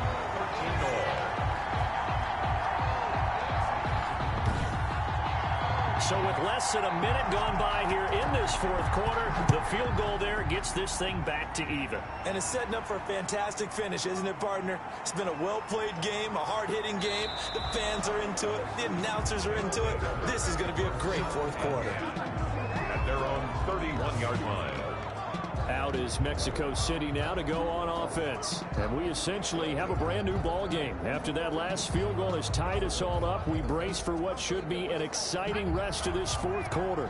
Line of scrimmage, the 31 now on 1st and 10. They'll try and start this drive in the air. And they get him down, but not before he takes it across the 40-yard line. It'll be a gain of 10 to start the drive out, and by a few inches, that'll be a first down. And partner, in a tie game in the fourth quarter, you and I both know in the NFL, that's when you lean on your stars, and he came through with a nice catch right there. Now a first down carry. It's Kamara. And not a lot of daylight. Not really any daylight inside as he's going to be stopped right at the line of scrimmage. Brings up 2nd down. So after the run for no gain, here's 2nd and 10. Again, it's Kamara. And he'll get it out to midfield. Let's say, yeah, they'll spot it right at midfield at the 50. He was taken down at the 50-yard line. A gain of 9 brings up. On third down, here's Kamara. And able to pick up the first across midfield to the 47. Give him 2 yards on that play, and it'll result in a fresh set of downs. I like his focus there because he wasn't thinking about breaking that one big. All he thought about was, I need 1. Let's go get that. Ended up picking up 2.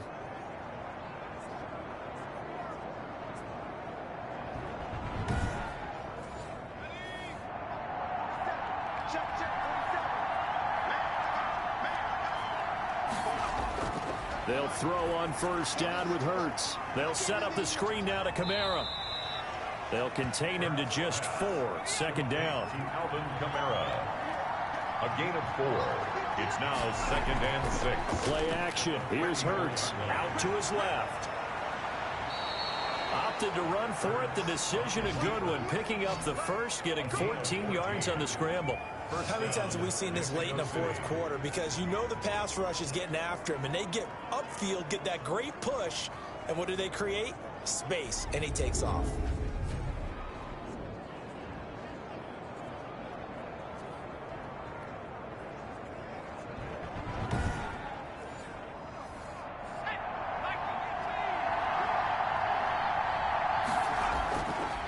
1st and 10. It's Hurts. And nearly picked off. Surprising to see a defender of his caliber let it get away, but it does get away and it's 2nd down. They've given up a few first downs on this drive, but getting the incompletion there, that should give them something to build on and maybe turn the tide. They do get a couple, but they'll be left staring at a 3rd and 8 coming up. Now they go screen. It's complete. And they'll have it in the red zone before he crosses over out of bounds. Give him 10 yards on that one, and that earns him a fresh set of downs. And a Mexico City 1st down. A man who's been busy this afternoon. It's Kamara again. DeMarcus Lawrence in on the tackle. Not a whole lot there. The defense was ready, it looked, for that run-pass option. You get the sense that next time he has that opportunity, he may keep it himself and get to the perimeter. Probably owes his back a little bit of an apology on that one, huh? And he'll go down. Brought down at the 20-yard line. David Onyemata. He's the one to get him, and that is sack number 7 for him on the year. You never want to give up a sack. From the O-line's perspective, they hate it for several reasons, especially because they felt like they let little brother down back there in the pocket. Oh, no doubt. They have a ton of pride, and they go into every job wanting to keep that guy clean. They want that uniform with no grass stains, no dirt, nothing on it. But it's really, really difficult. You're talking about some terrific athletes who are trying to put him on the ground. Sliding out of the pocket. He may try and run for this. Give him 8 yards that time on the scramble, and now 4th down. Partner, he was going through his progressions. Not there, not there. After about the 3rd one, he decided he better pull it down and run for it. And he slides down and avoids the hit for good measure. Diablos 16, Broncos 13. So the drive here ends with a field goal. It does give them the lead, but this one's still certainly a long ways from over. It definitely puts a lot of pressure on your defense to hold the lead, right? They're happy to have it and happy to be out there trying to do so. But I know as a former player, in the back of their mind, they're thinking, why don't you score the touchdown and seal this thing? Here's the Denver offense now as they get set to take over here. And now they find themselves trailing following the field goal. Still a good amount of time in this 4th quarter, but this drive very well could determine the outcome of this ball game. On 1st and 10, here's Carr. Going down the middle, and it's complete. And they get him down, but not before he takes it across the 40-yard line. The drive starting play, a good one. Give him 19. Tell you what, he's been able to put the ball in some tight spots all game long. That throw, no different. Yeah, a lot of people would call it a gutsy type of a throw. I think he looks at it as, I can do it, so it's not that big of a deal to me, and I'm going to keep firing. One play has him up past the 40 already, and another 1st and 10. From the gun, it's Carr. Throwing left side here, and it's complete. And he'll be brought down with the 1st down after a gain of about 11 as that takes us to the 2-minute warning. So it's Bronco football as we get you reset here. They come up on a 1st and 10, desperately needing a score here on what could be their final drive. Here's a pass swung out left to his running back. And he'll go out of bounds after taking it a little further down inside the 40. 8 more yards this time coming off back-to-back 1st down pickups. To throw again on 2nd down. Carr. Oh, no, he lost the football. Fortunate to get that football back because trailing here in the 2nd half, last thing they needed was to lose the possession. And the word I think of here is opportunity because it could have been lost there. Their chance to score points. But the opportunity for the defense was to go ahead and really close this game down if they were able to get possession. Got a man open. It's Sutton. Now the Broncos going to use the 2nd of their timeouts as they'll get it with just under 90 seconds remaining. They'll go for it. It's Carr. He's got a man. It's Sutton. That's complete. And past the 35, he'll be dropped a yard or two shy of the 30. He'll get this underneath to Madison. And he'll work it inside the 30 to the 29-yard line. 3 yards the gain there, 2nd down. And a quick throw here, that's complete. 4 yards on the completion, and it sets up a 3rd down. throwing for his running back, and he's got it complete. And he will have the Broncos first down as they're able to get the third down conversion. A 10-yard pickup, and it's enough for a Broncos first down. He's going to find his running back. It's complete. And down inside the 10 here before he's out of bounds right around the 7. Give him 8 on the play, and that'll bring up second down. Now a give to Madison. And the stop will come inside the 5 at the 4. Now the Broncos will use their third and final timeout. Now the defense going to use the first of their timeouts. That'll leave them with 2 remaining. We'll be back after this. So now one of the biggest kicks of the night is forthcoming. This to potentially send us to overtime. And the 12-year veteran knocks it right through. And they will tie this game here in the final seconds.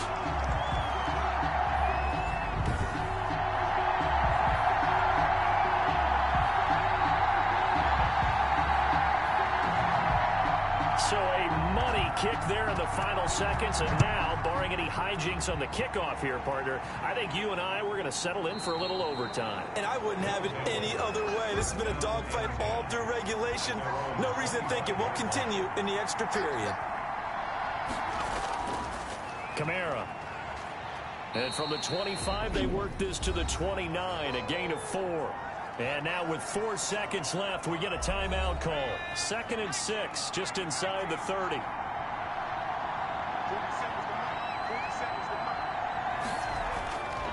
Here's Hurts to throw. Rolling to his right. He'll run it. And able to get this one across the 45 before he's brought down. And we've got free football. 4 quarters done, and we're dead even. We'll have overtime after this timeout. And here in overtime, if the team that receives the ball scores a touchdown, it's over. If they don't, we can still have some more football. That's exactly right. If they go down and kick a field goal, the other team gets a possession to either match it or score a touchdown to win the ball game. If both teams kick field goals, the next team to score wins. But if the receiving team throws a pick 6 or fumbles the ball and it gets picked up by the defense and they score, the game is over at that point. From the 6. And a decent return out to the 27-yard line. Over 1st and 10 at their own 27-yard line. Denver's offense ready to go again. They control their own destiny here. They have the football in overtime. Obviously, a touchdown would win it. And I think teams around the league are still adjusting to the idea of going downfield, scoring a touchdown wins the game, because they were used to just going downfield and trying to get in field goal range to win a game. Still having to make that transition. Let's face it now, the ones who are doing it best know they need to go down, attack, put the ball in the end zone, and not leave it up to a field goal and give the other team a chance. Yeah, as we said, they control their own destiny now. The first down run got 5. Here's 2nd and 5. Another carry now for Madison. And shutting him off, now open field. And he'll take this to the other side of midfield before going out of bounds. A gain there of 21 yards.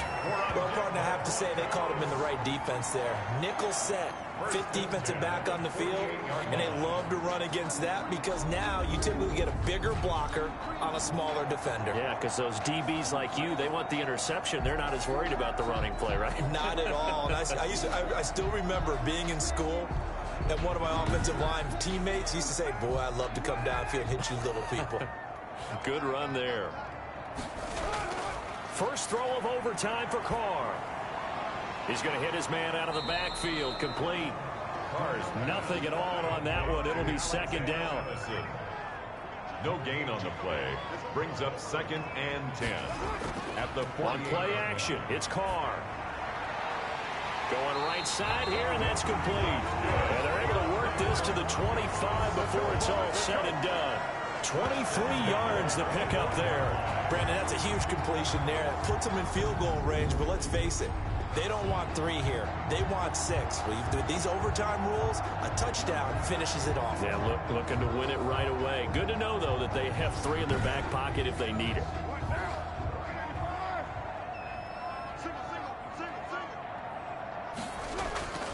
Throwing on first down is Carr. Oh, there's that man again. It's complete. And down inside the 15, shy of the 10. Another nice gain, 13 yards that time, and another first down. Well, good start for him under center here in overtime, now 3 of 3. And this is where you have to know who you have playing quarterback. You've got a confident thrower right now, someone who's taking care of the ball, but not being timid as well, and is moving the team downfield. That opens up your playbook and allows you to dial up some big shots if you want them. Here's Madison running on first down. And they go the wrong way on this one. Losing yardage back at the 12. They'll lose a yard there, and it's 2nd and 11. Yeah, that was a safety that came through and made the play. But there's no doubt in my mind, he hits like a linebacker. And we see a lot of that in today's NFL, don't we? And that time we do indeed. A big hit for a loss. Maybe just a slight detour on what's been a strong drive. Here's 2nd and 11. Shotgun now for Carr. And time finally runs out. He can't get rid of the football, and he's taken down. Well, nothing takes a start to have a good drive quite like a big loss on a sack, does it? No, now they're looking at a 3rd and long, and suddenly the momentum shifted to the other side of the football. And old Mo is a very, very fickle man.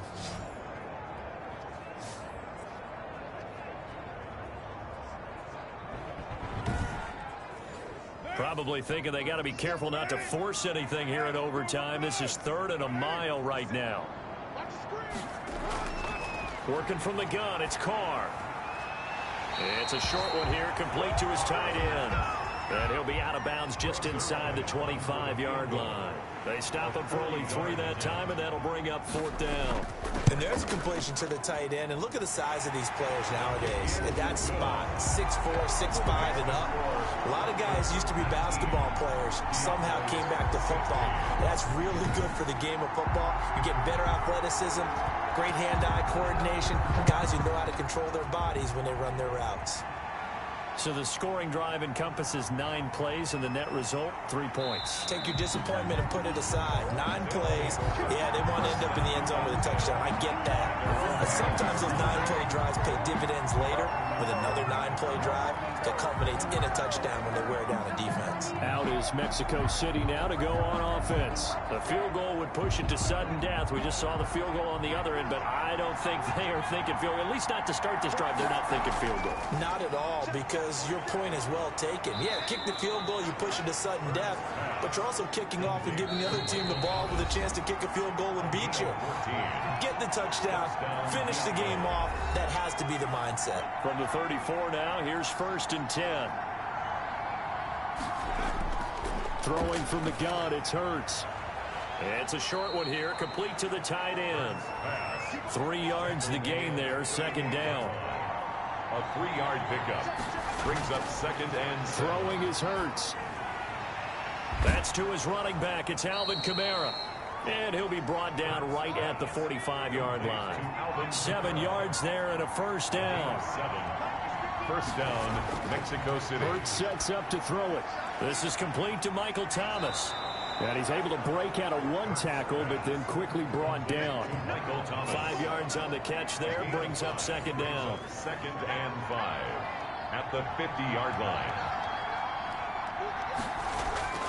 From the midfield stripe, they'll look to throw. Oh, it's intercepted. That'll seal it. Picked off right around the 43. And that's how this one ends in dramatic fashion in overtime with the interception. So we will see yet another drive in this overtime. For whatever reason, neither team able to finish this game off. I know that the first thought is, does anyone really want to win it? But I think that they both desperately want to win it, and sometimes you force things, and that leads to errors. Well, it's out there for the taking. We'll see who can do it. We were just treated to an absolute dandy in this one. A great finish in overtime with a long field goal. Everybody, including us, on the edge of their seats. Quite a game. And it's rare that you get a game into overtime that it doesn't turn out to be a dandy, right? That's what we saw here. And just what you were talking about, a long field goal to win it. So definitely not a gimme. So there was tension all the way through until the ball went through the post. But it did go through the post. Ice water was in his veins.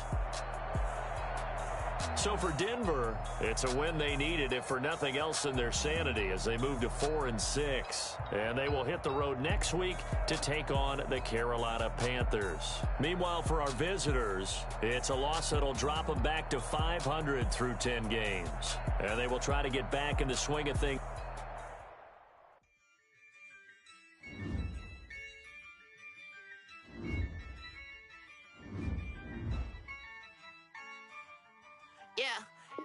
I use a dub, I'ma win, I won't lose with this. I'ma act a fool with this. I'ma act a fool with this. I'ma act a fool with this. I turn the knob, camera assist, I'm incredible. Came for the dollars, call it basketball. Then I did the dash, can I catch me, bro?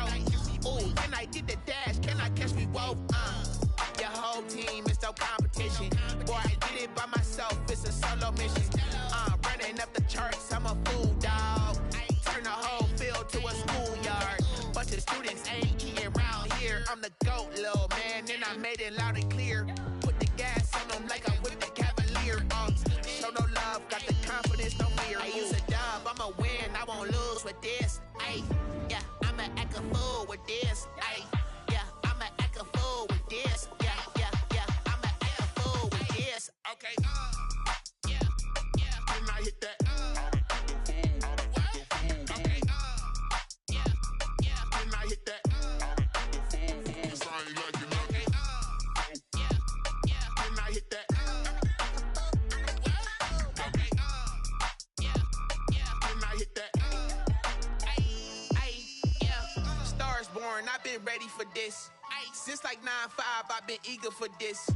Talent on the rise, I'm consistent with this. Trophy is the prize, ain't no gimmicks with this. Okay, now what's left on them? Told you I'ma flex on them. I did it all subtle, ooh, and then I hit that exit on them. Gotta blame my faith, cause these eyes ain't got nothing on them. I secured the safe for the cradle, I ain't dropping nothing, ooh. Only winning is exception, ain't no truce. Ain't no dub, ain't no L on my crew, ooh. Only winning is exception on my crew, yeah. Ain't no dub, ain't no L. I use a dub, I'ma win, I won't lose with this. I'ma act a fool with this. I'ma act a fool with this. I'ma act a fool with this. Okay. Can I hit that? Okay. Can I hit that? Cause I ain't like it nothing. Can I hit that? Okay. Can I hit that?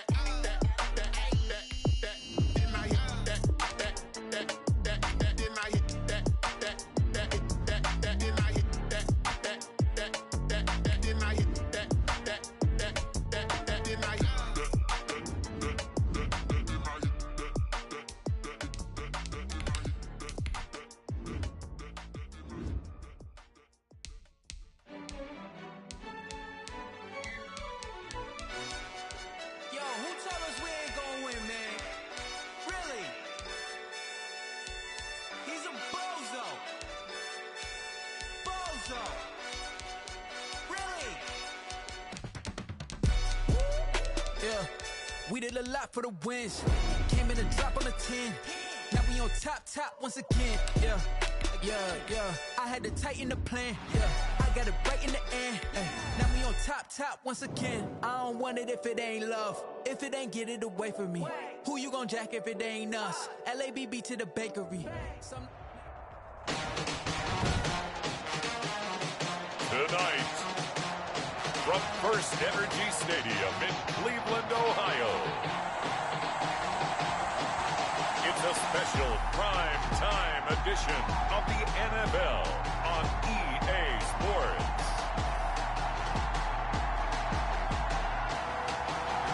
EA Sports coverage of the National Football League brings us to First Energy Stadium in Cleveland, Ohio. Tonight, we're on to week 2 in the NFL season as we've got a good one here between the Cincinnati Bengals and the Cleveland Browns.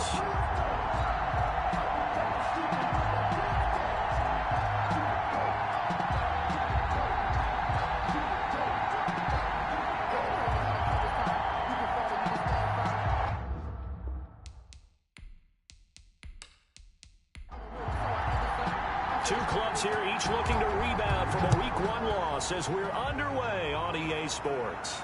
Fielded a couple yards into the end zone.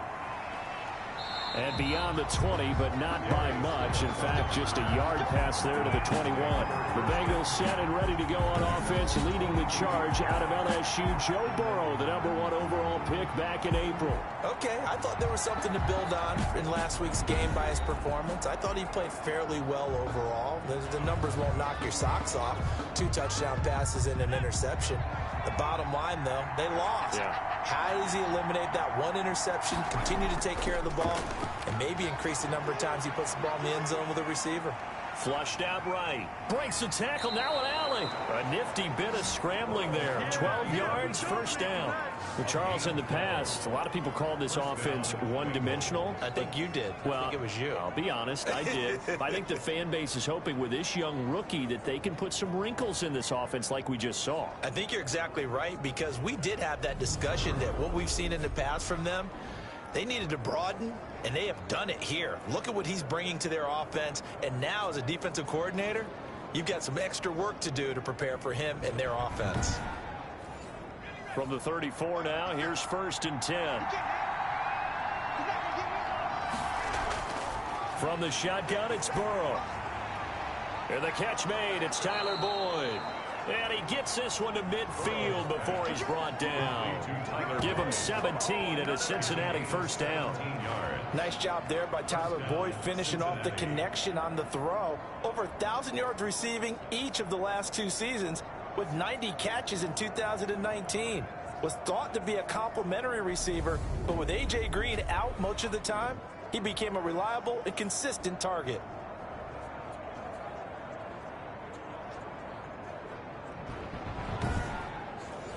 Back-to-back good plays have him on the move on first down.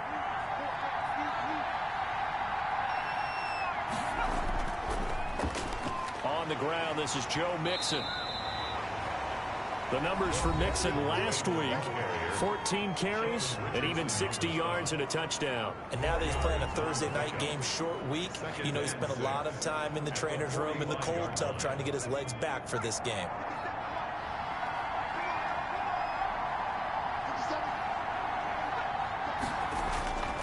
Now Burrow to throw on second down. Looking left side, and he's got a man. It's Boyd. And they're going to have another first down as he's going to be tackled at the Browns' 32-yard line. Burrow to Boyd there for the Cincy first. Mixon with a first down carry. And they're going to stop him right at the line of scrimmage. Just no cutback lane to be found whatsoever. 2nd and 10. No gain on the play. On second down, here's Mixon. At the Browns' 32-yard line. Mixon. The 22 is the line to gain here on third down. And that call makes sense because they've been throwing it well on this drive, and once again they show passing formation, showing the shotgun. Then they ran out of it. That's a nice play by them defensively, though, to hold it to a short game. The Browns D locked in on third down, brings up 4th. You can tell they wanted to get that ball downfield, but they had nothing working in the secondary, so he dropped it off to the running back. That one ended up incomplete.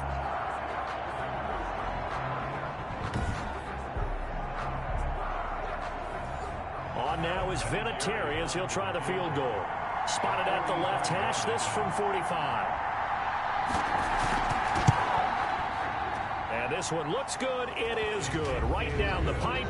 And the Bengals are on the board first here. It's 3-0. Browns, nothing. So the opening drive does yield points. Maybe not the 7 they wanted, but they'll take the 3. Accumulating first downs does not go up on the scoreboard, but it does go into the DNA of a team that's trying to establish itself to start a game.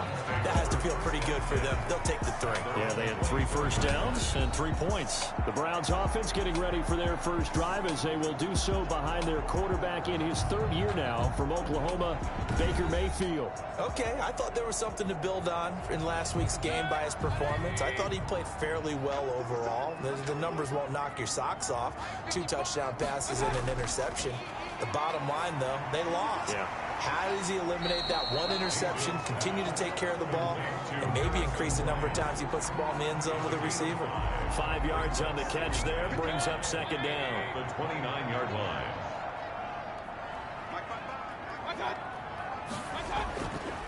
A first carry now for Nick Chubb. He'll be dropped at the 30. The first broken tackle couldn't bust him free. 5 yards on first down, but now just a 1-yard pickup there on second. And the big fella stuffed that one up in a big way. I think doubling him has to be a priority because you can't move up to the next level if you don't take care of him first. Got what they needed there. The drive continues with a 9-yard pickup. I like the screen being called here early in the game, especially on the opening drive, because, Brandon, when guys come out of the locker room, especially those pass rushers, they are so amped up to get to the quarterback that you can use that against them, and a screen pass is a great way of doing it. A lot of teams against good pass rushing teams, they want to run the screen 10 to 12 times in a game. Now a man open down the middle of the field. And he'll be taken down, but not before he gets into enemy territory. The numbers for him from a week ago: 4 catches, 91 yards, and a touchdown. And what we just saw there was exactly what they need against this defense. Big plays. They were able to pick up a first down on that one. Mayfield now looking to throw on first down. And it's hauled in by Austin Hooper. 7 yards, the pickup there. Able to get 7 on that first down pass play. 2nd and 3. I don't think it's a surprise they're throwing the football early. We expected that. They told us they were going to come out firing, but 4 for 4 on the opening drive. They like that. They don't just like it, they love it, because now everyone gets locked in. Your confidence jumps up. Everyone's easy about what they're doing out there. And by the way, they're looking at the sideline thinking to themselves and expressing, let's keep throwing it. We're doing pretty well.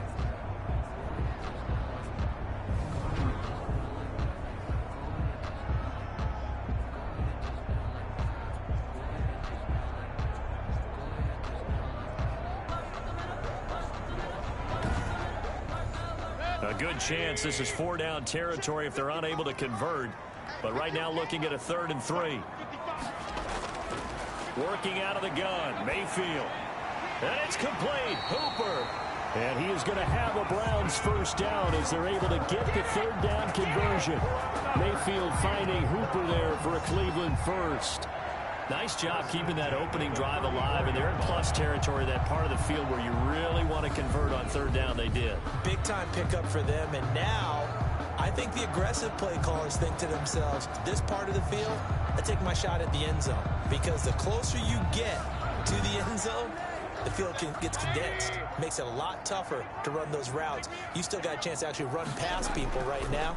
Take your shot at the end zone early in the down and distance count. And he fires one that's intercepted. Picked up by Jesse Bates. And he's going to get this one to the 23-yard line. They'll take over. What a start defensively. Your offense goes out, gets the touchdown, and then you get the interception. Just perfect. How about the discipline that they showed on defense? Because after the offense scored to go up 7-zip, you would think they might be a little extra aggressive trying to get back at them. Instead, they read their keys well. When they took the shot downfield, they were more than prepared for that one. Burrow going to lead up the Bengals here, 1st and 10 at their own 23. From the gun, he'll set up to throw. That one complete to the former Seminole, Auden Tate. And this will go as a gain of 7 as he gets it to the 30-yard line. It's a gain of 7. Brings up 2nd and 3 at the 30-yard. On 2nd down, Burrow. Throw left side complete. That's Boyd. And he'll be brought down right around the 37. Line of scrimmage, the 37 on 1st and 10. Burrow going to give this to Mixon. And he's dropped right at the 40. Gain of 3. 3 yards on that last carry. Here's 2nd and 7. It's a pickup of 3. Out of the gun, it's Burrow. And he's taken down. This will be a Brown sack. There's a lot of discussion in the offseason about him having a big year and getting to the quarterback. They held him without a sack in week 1, but how about here? Finally gets his first one of the season. In the offseason, said he changed his diet, leaner, feels so good this year. Excited to see what type of a season he can have.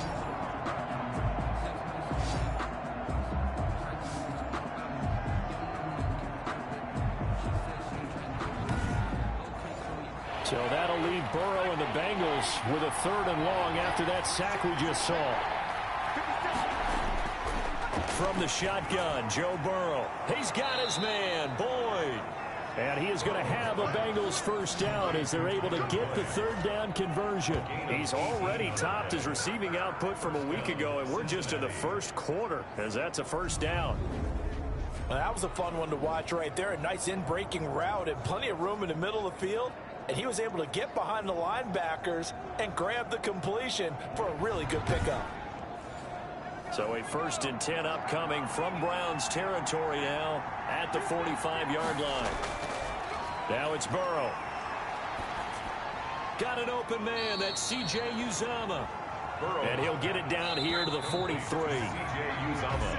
3-0 after one on EA Sports. With the score, Bengals 3, Browns 0.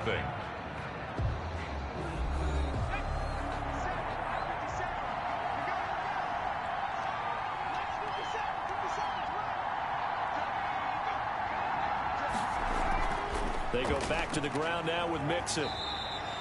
It'll be a gain of 5, but still about 3 yards shy of the first down marker, and now it's third down. A 5-yard pickup on the play.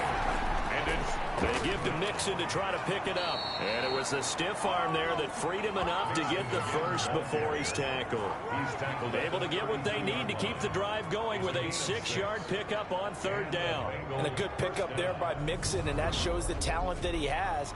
Back-to-back 1,000-yard seasons, 4th in the NFL in 2018, 9th last year. But I look for those numbers to jump back up again with the introduction of new talent in Cincinnati.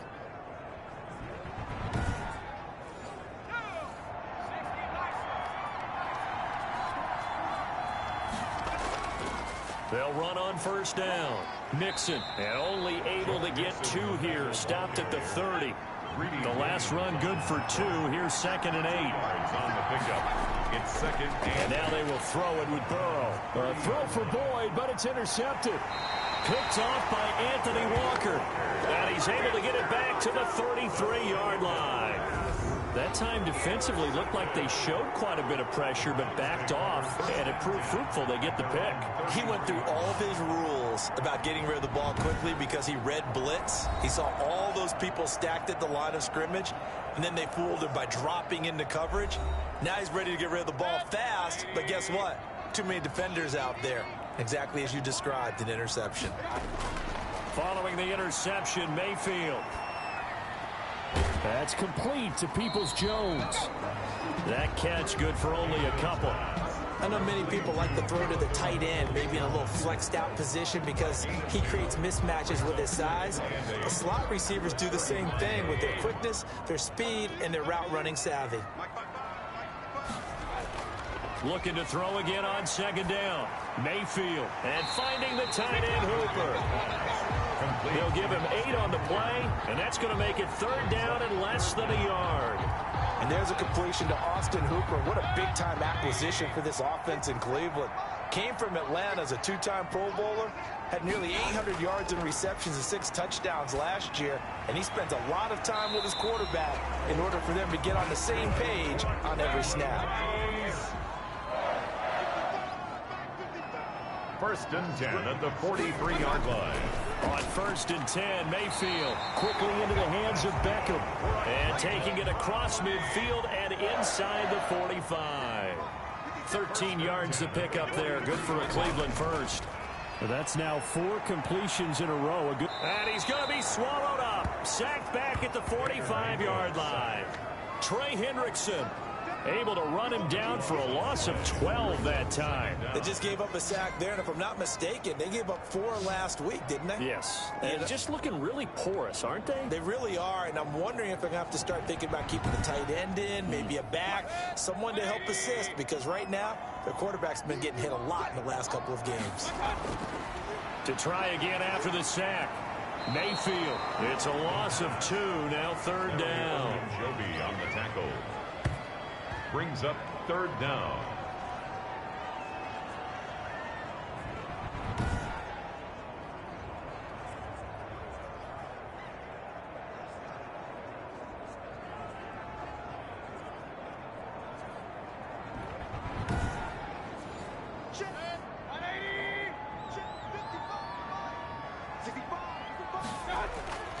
Mayfield to throw it.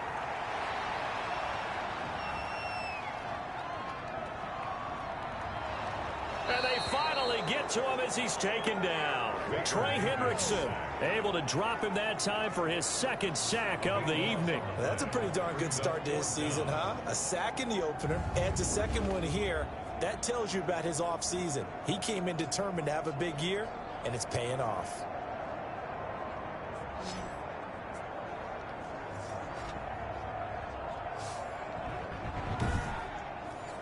On fourth down, here's Jamie Gillen on to punt. And last week in the loss, 5 punts as he gets this one away. Uses the stiff arm. That'll be a 43-yard punt, just a single yard on the return. And the Bengals will take over here, 1st and 10.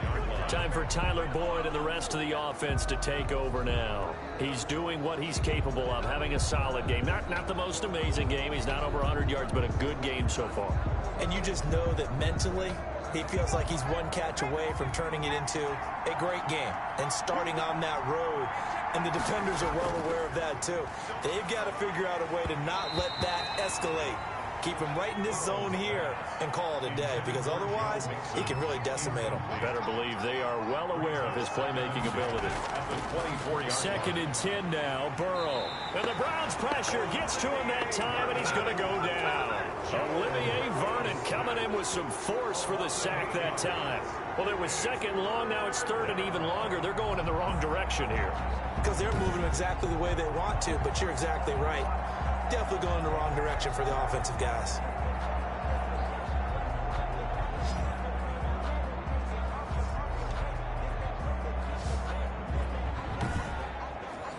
So that'll leave Burrow and the Bengals with a 3rd and long after that sack we just saw. Burrow will throw. And he's going to go down again.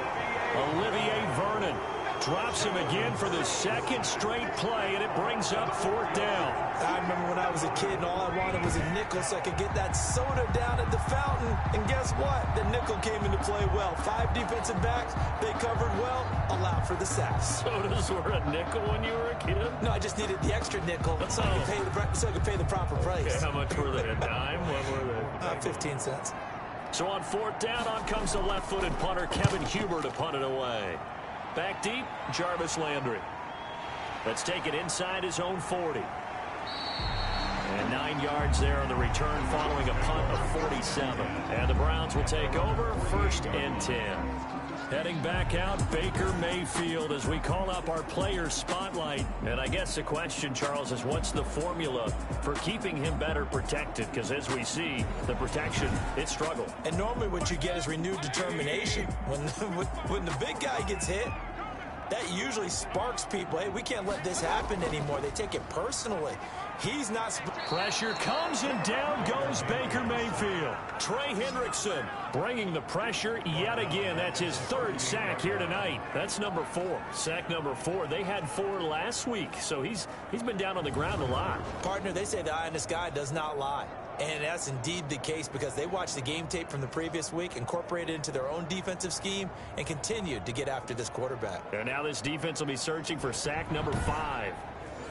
Sacks, a growing theme in this first half. This is 2nd and long. Mayfield hands it off to Chubb. And he'll take this up over the 40 to about the 41. A short gain of just over 2 yards as the first half clock dips inside of 3 minutes. The Browns on 3rd down. They've been good, 3 for 4 thus far. This is 3rd and 17. Looking left side, it's complete. He's got it. And he'll get it down here to the 43.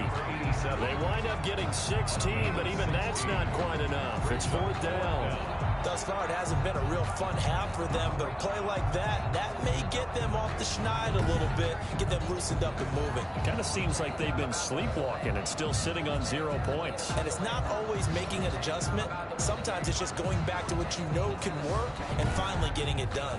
Here's Jamie Gillen now as he'll punt it away for the 2nd time.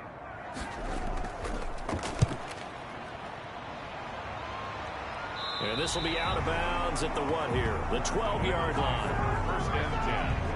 At their own 12-yard. Joe Mixon and the rest of his offense making their way back onto the field. It's the second quarter. His team has the lead, but I think he's hoping for a little bit more production out of himself. We often talk about preaching patience to a runner when things are a little bumpy in the early going, but we have to do the same thing with the offensive line. They can't wait to halftime to make the adjustments. They have to do it from series to series so those surface tablets come into play. Check out what the defense is doing and see if they can find a better way to run it. So they search for that patience here now.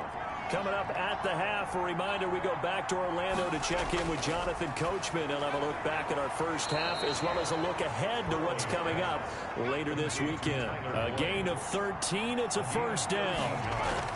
Now Burrow. Over the middle, complete to Tate. And he's tackled a yard short of the marker. Good gain of 9 on first down. A gain of 9 brings up 2nd and 1. On second down, here's Burrow. Now Burrow loses the football. We always hear a lot of veterans on the defensive side of the football. They talk about smelling blood in the water, putting pressure on a rookie. They got to him there to force it free, but couldn't recover it. And you mentioned the pressure. Rookie quarterback, you're going to bring more pressure at him at all times because you don't know how he's going to hold up. He was fortunate there. Luck was on his side, able to recover that fumble.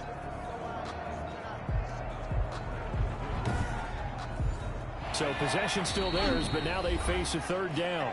Now the Bengals going to use the first of their timeouts as the stoppage will come with a little under a minute to go in this first half. On third down, Burrow.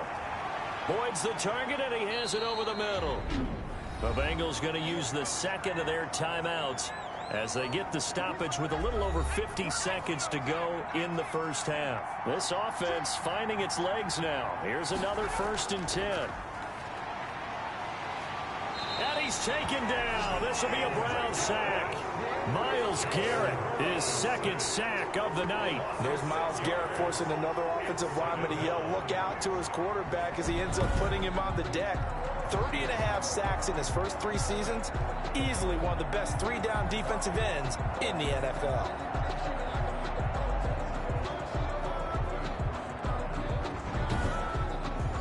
Pass protection has been a problem all night long as they come up facing second and a bundle. Here's Burrow. And that is incomplete. A lot of force bearing down on him there. He could not hang on. It's third down. He did a fine job there of not hitting him before the ball arrived, and I've got to tell you, you can often mistime that play because of the angles of approach. When you're going to get him, sometimes you panic as well and think, I've got to be there right now. Instead, in this case, timed it perfectly and knocked it free. Here's Kevin Huber now as he's on to punt for Cincinnati. And now a high kick here as he'll try to hang it up there. Fair catch called for and taken right near the 30-yard line. Just a 25-yard punt. Not what he was hoping for by any stretch. And control of the football switching hands with very little time remaining until the half. We are just getting started in what should be an incredible second week of the NFL season. So much coming up later this weekend. You've got Tom Brady's home debut as the Bucs host Carolina. The Chargers hosting KC in their first game of the new SoFi Stadium. Remember, the Rams got the home date in week 1. And then to wrap things up, you've got the first home game for the Las Vegas Raiders. It's going to take a while to get used to saying that as they welcome in New Orleans on Monday night. Throwing again on second down. Mayfield. But when this ball's tipped and intercepted. Mackenzie Alexander with a pick. Intercepted by the Bengals. They'll take over 1st and 10 at the 49-yard line.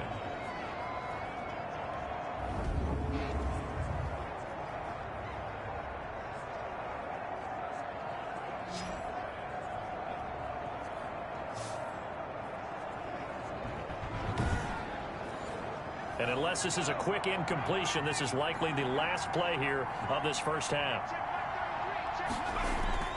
Final play of the half for Burrow and company. Oh, he'll let one go deep for Higgins. And that is intercepted by the Pro Bowl cornerback Denzel Ward. And a big turnover there as his guys will get the football back. Bengals 3, So we've reached halftime. All we have to show for the first half, a lone field goal. 3-0 our score. As we'll send you down to Orlando, and we check in with Jonathan Coachman for our EA Sports Halftime Report. Coach. All right, Brandon, we'll get back to you guys in a moment. But first, the NFL season is in full swing. Let's show the good folks what we've got in store for us later this weekend here in Week 2. In the early window on Sunday, one of the best happens up in Pittsburgh. A big one for the Steelers, as they'll have to do battle with the Denver Broncos. Then, later in the afternoon, we highlight that game going on in Houston, where it'll be the Texans taking on the Baltimore Ravens. And finally, on Monday Night Football, they've got a good one lined up between the Las Vegas Raiders and the Las Vegas Raiders. Meanwhile, in our game, not much happening on the scoreboard, just a lone field goal in that first half. For the call of the second half, maybe we can get a touchdown, fellas. Here are Brandon Gaudin and Charles Davis. Thank you, sir. A field goal separates these two teams as we come back for this second half. Taken in the end zone, and the half will begin with a touchback. There's Baker Mayfield as he and the Browns offense comes back out. And he's had some time to chew on that interception he threw on his last drive back in the first half. Well, normally we say, want to get him right back out on the field and play again, right? But as you mentioned, had the halftime, had to stew about it a little bit.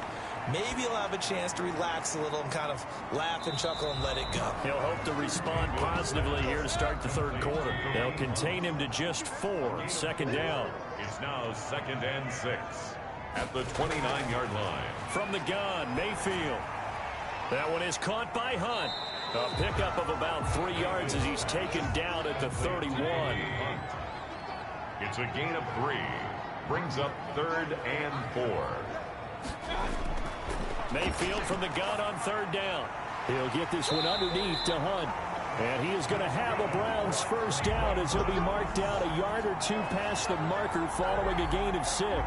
Nice grab there by Kareem Hunt. It's going to be fun to watch him expand his game here in 2020.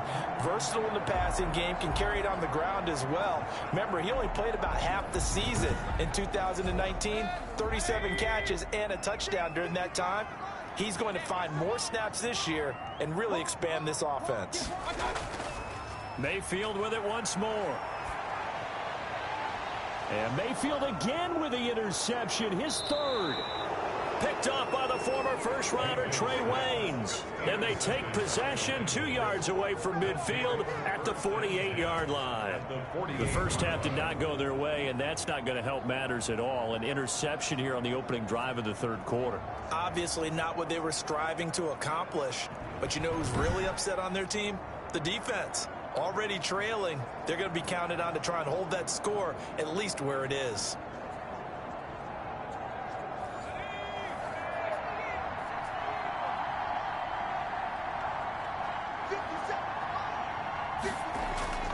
They'll try to get the run game going. This is Mixon. And he's going to be taken down here with a penalty flag on the field.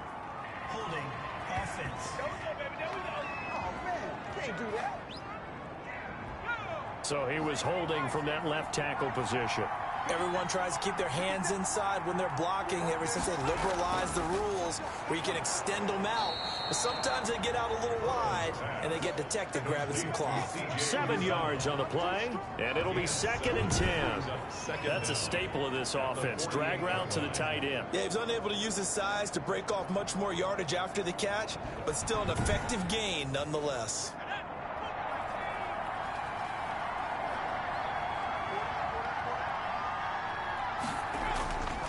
On 2nd down, Mixon. And he's going to be met at the line of scrimmage and taken down. Calling no gain on the run there, and now they'll be looking at a 3rd down. No gain on the play. And it's 3rd down. From the gun on 3rd down is Burrow. There's a short one caught by Uzomah. And he can only manage to get this to the 45-yard line. Well short of the first. They stop him for only 3 that time, and that'll bring up 4th down. So much about this game is just understanding situations and then having to execute, isn't it? Guard the first down sticks. Don't let them get there. And they rallied and made the tackle.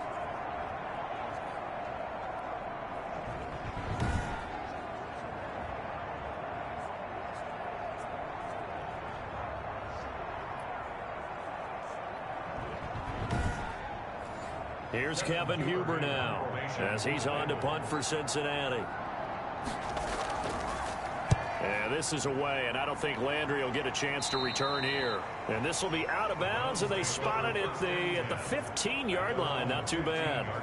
Heading out as a Cleveland offense now as they get set to take over here. And, Charles, they're certainly still right in this game, but they need that offense to wake up and in a hurry. Yeah, I like the way you put it. They certainly did seem to sleepwalk a bit in the first half. Now that their defense has done its job, it's their turn now to go out and try and get some points.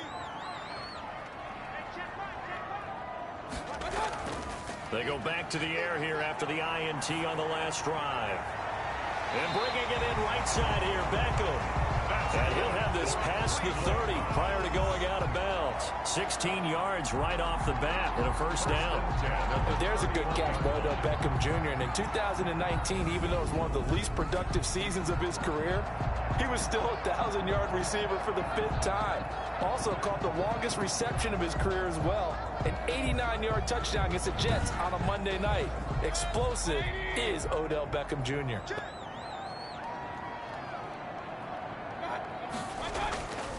On first down, they'll run with Chubb. And down he goes just beyond the 35. And that pretty move got him some extra space to run. 5 yards is the tally on first down. That brings up 2nd and 5. 2nd and 5.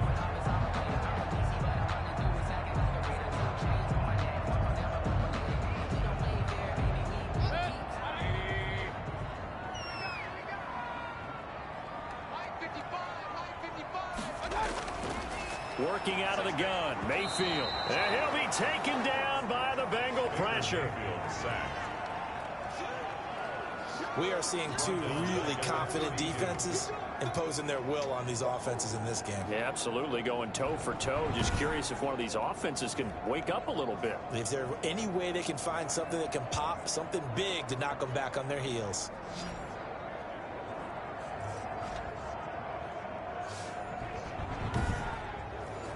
Mayfield in this Browns offense staring at a 3rd and long now after the sack.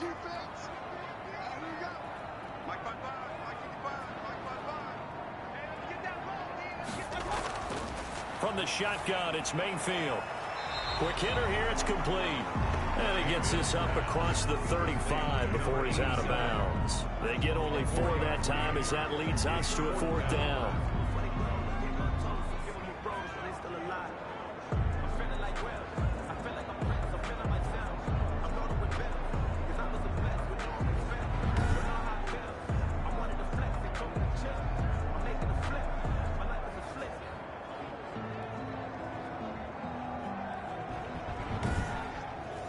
Here's Jamie Gillen now as he's on to punt for Cleveland.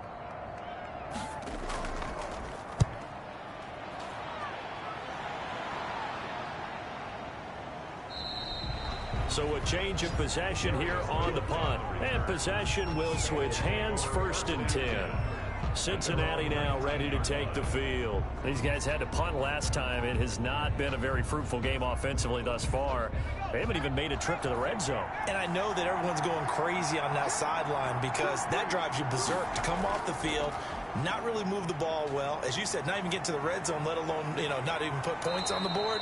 They've got to just take a deep breath, relax, try and figure out what is working and call more of that. Hey, baby, this ain't good enough for us. So this will be accepted as it moves the offense backwards. Out of the gun, it's Burrow. And this will be incomplete. Physical play on the football there, and it's 2nd down. Intended for Auden Tate. Brings up 2nd and long. Now Joe Mixon. And he'll go down after losing yardage at the 10. They lose 2 on that last play, so things get even tougher. 3rd and long coming up. This defense is just flat getting after it. They have not given up much of anything in the run game. Case in point right there.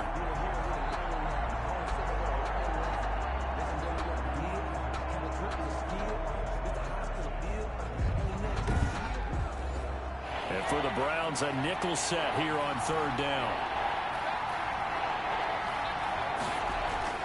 Here's Burrow setting up to throw it. And the throw there going to be incomplete. intended for T. Higgins. Incomplete.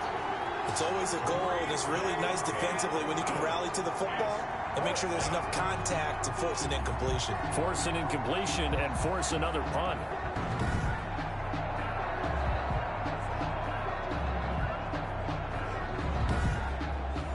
Here's Kevin Huber now as the drive goes backwards, so he's on to punt it away.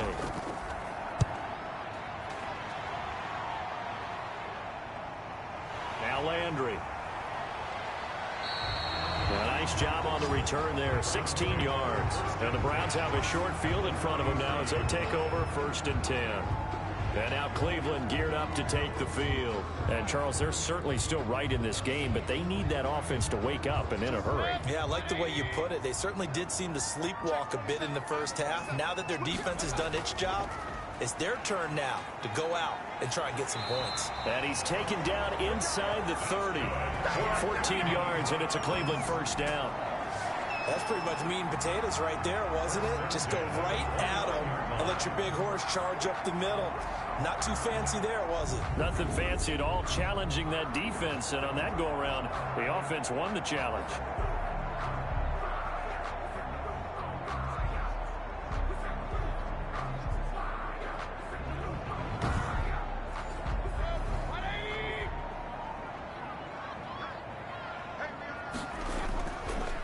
To the ground. This time it's Chubb. And he'll be a little shy of the 25 here at the 26-yard line. Jesse Bates made the tackle from his safety spot. I have to think a major focus of the halftime meetings had to be figuring out how to create space for the running game to get operating. Well, what you pointed out to me at half seems accurate. That line has struggled to sustain blocks. Yeah, I would agree with that totally. They've got to focus on staying on their double teams at the first level, make sure that block's secure before they slide off and try and chip someone at the second level. And he's got another first down as the tackle's going to be made at the Bengals' 15-yard line. It's a gain of 11 yards that time, and it produces a new set of downs. This will be caught at about the 6. And this will leave him a yard short. Nice pickup of 9 yards on first down. And we see another pitch and catch there to the running back. This position just continues to evolve. They become just as critical to the passing attack as a lot of receivers, tight ends, because their ability to make people miss in the open field can really generate big plays for an offense. They go with Chubb on second down. And a minuscule gain of maybe a yard from the 6 to the 5. Tackle made at the 5-yard line. Brings up 3rd down. 3rd and short yardage. Mayfield. And this is caught. Touchdown, Cleveland. Odell Beckham. His first touchdown of the new season. And the Browns have taken the lead. And all about timing there on that short slant, Charles. Exactly right. That was timed up so well. The route, the throw, touchdown.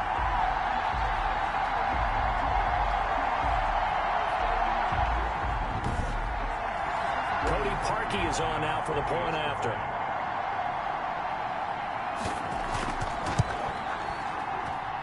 And this is up and good to make it 7-3. So the drive there took 6 plays. And it's capped off by the Browns touchdown. The kickoff unit is out on the field, and they will send this one away. To return it, Darius Phillips. And they will wrangle it down a couple yards shy of the 30. Phillips on the return. The Bengals take over 1st and 10. The Bengals offense now, they head back onto the field. And a tight game after punting last time. See if they can get something going on this drive. As they head to the field now, with the game this close, you've got to feel there's a sense of urgency for them going on offense right now. But they have to do it without letting panic creep in and affect their play. A throw left side to start the drive is complete. And he'll be out of bounds across the 30-yard line. 5 yards on the catch there brings up second down. 33-yard line. It's a gain of 5. From the gun to give to Mixon. And he'll be brought down shy of the 40 at the 38-yard line. A gain of 5, good enough for the first down. 38-yard line. A gain of 5. First down. From the shotgun, Joe Burrow. Got an open man. That's C.J. Uzomah. And he'll be brought down right at the 45-yard line. 7 yards, the pickup on the pitch and catch. 1 quarter remains here in this Thursday night matchup. You are watching the NFL on EA Sports. Working with a 2nd and 3.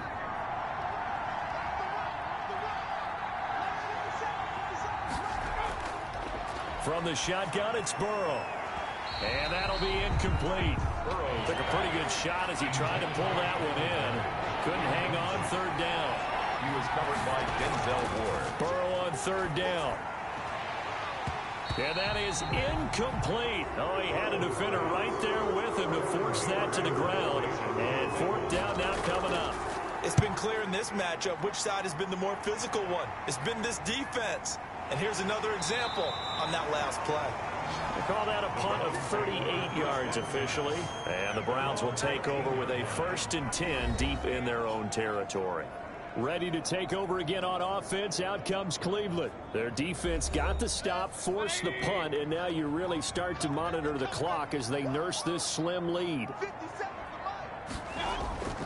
Mayfield on play action. And he finds a man on a crossing route. And he's going to get this one across the 30-yard line. Successful start to the drive, 17 yards, and moves the sticks. I got the sense that the defense created a little momentum for them there, didn't they? Did their job, forced the punt. Now, nice start to the drive. Offense has to do their part. Yeah, they certainly do, but what a great start for them. They got to go thank the guys on D. From the 32 now, here's 1st and 10.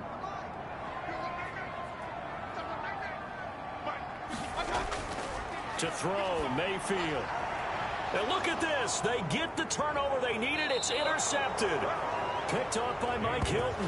And they will take over at the 29-yard line. A critical error there in a tight game of the 4th. All you talk about is taking care of the football, and especially with a lead here in the 4th quarter, turning it over, now the door is open for the opposition. Just in general, when you're passing in the 4th quarter with a lead, no matter at what point, you got to be super careful. Got to be careful, and sometimes you can be so careful that you end up running yourself into an error. Now this one to his running back out of the backfield. They'll contain him to just 4, 2nd down. A gain of 4. It's now 2nd down. Burrow now, a big spot for the Heisman Trophy winner. He's got the 1st down inside the 10. And finally down at the 9-yard line. That'll put him at 95 receiving yards now as he's got a 1st down.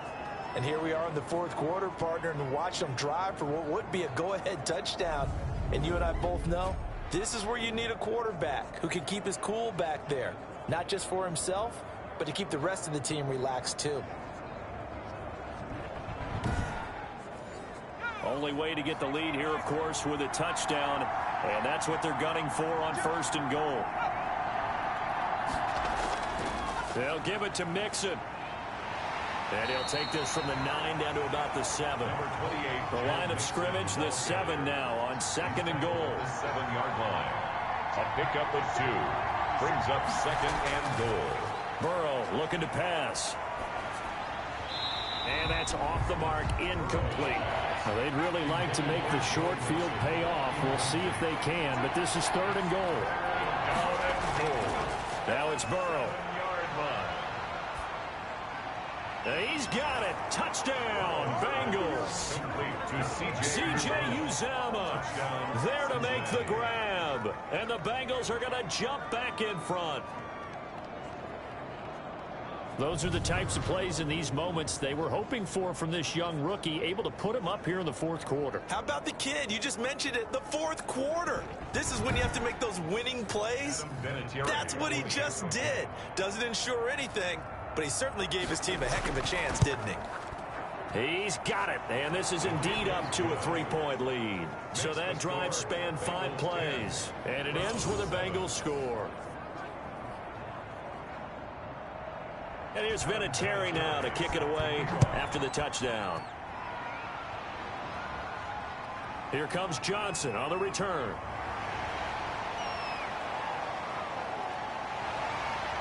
And he nearly broke that for more, but as it is, still a good return. They'll start the drive right around the 37. 37-yard line.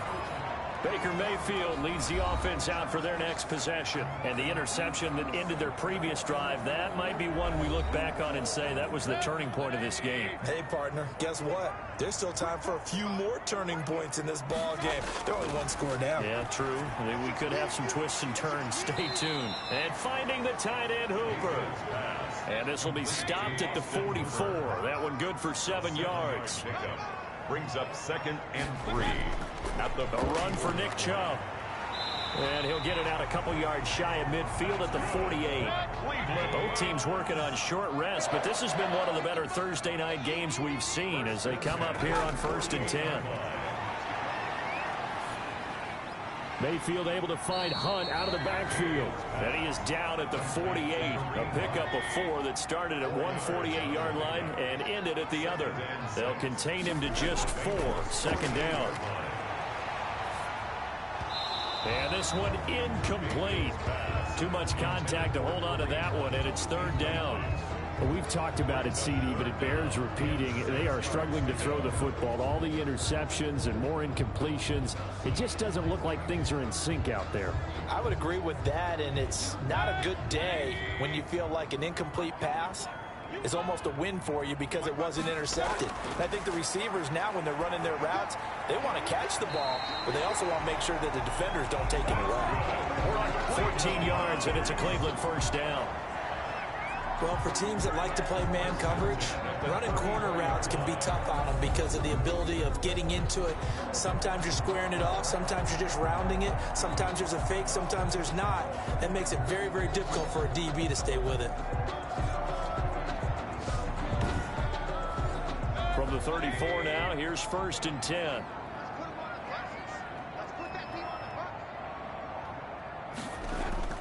They'll throw again. Here's Mayfield. And nearly another interception. They've been around the ball all game. For Rashard Higgins. Brings up 2nd and 10. Throwing again, Mayfield on 2nd and 10. And he comes back with one complete. And he's got another 1st down as the tackle's going to be made at the Bengals 23. A nice pickup there of 11 yards, and it'll move the sticks. 5th catch of the game for him there. Yeah, and the tight end position is now becoming a volume pass catcher. It used to be occasional, right, safety valve. Throw one to him every so often, but mainly they want him out there to block.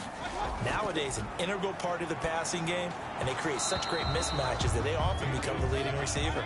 Incomplete. Once again, they'll go from the 23-yard line on 2nd and 10. 2nd and 10 at the 23-yard line. Going to the air again with Mayfield. And he completes it to Hunt. And he'll take it into the end zone for a Browns touchdown. 23 yards for the touchdown. And the Browns have retaken the lead. Getting your back involved, what's the importance there in the passing game? Well, oftentimes you can create mismatches because who's going to cover, and you get him into space, which is where he likes to operate with the ball in his hands. Oftentimes makes people miss because that run after the catch, and off he goes. And into the end zone. And that makes it 14-10. That time a 9-play drive. And it ends with a touchdown for Cleveland. Bengals 10.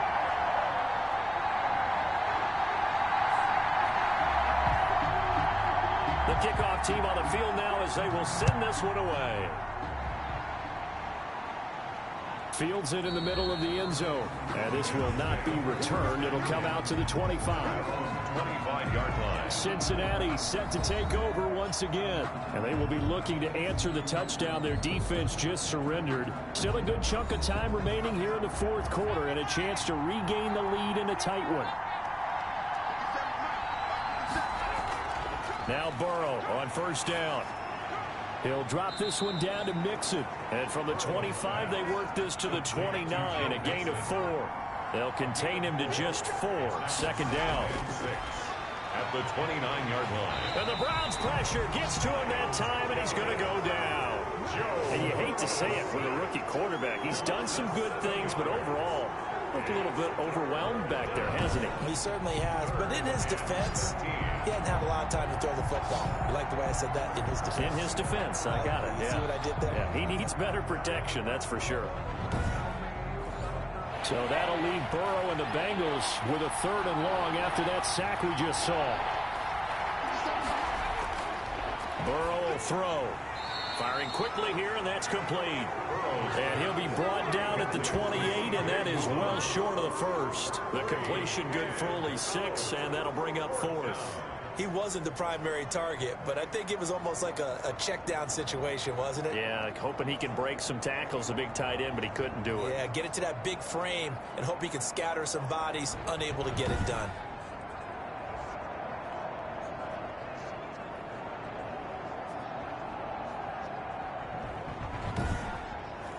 Here's Kevin Huber now, as he'll come on to kick for a 6th time tonight.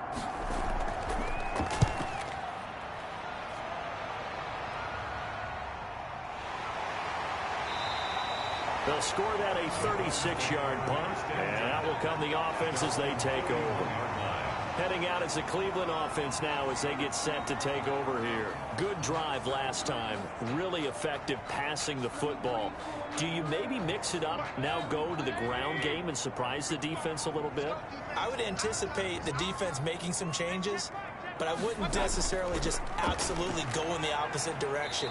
They're doing so well throwing the ball. Yeah, why I wouldn't change it up until they showed me a reason to do so. That's a gain of 4 here in the 4th quarter, with them leading by 4 on the scoreboard. I have to chuckle to myself a little bit, Brandon, because right now I could be in that huddle with that offensive line, and I know exactly what they're saying. If you call a pass play here, we're going to call a timeout. Run the football. We've got control of this thing. Get him behind us and let's go. Their time to shine. Now, this is a big 3rd down, and you'd have to think we'd see a timeout right away if they can't stop him here. They'll run for it. Here's Chubb, and he's got enough for the first across midfield to the 48. And now we'll see a timeout used on defense as they stop it right out of the break with 1:57 to go in the ballgame. They run again on 1st down, Chubb, and whistles, and we're going to have another stoppage of play as they call the timeout on defense with 1:53 left.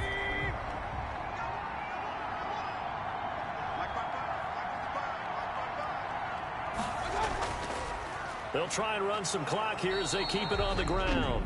Now the Bengals going to signal for their 3rd and final timeout as they'll head to the sideline and talk over what to do next. They'll need to get this to the 38. That's where the 1st down marker is here on 3rd.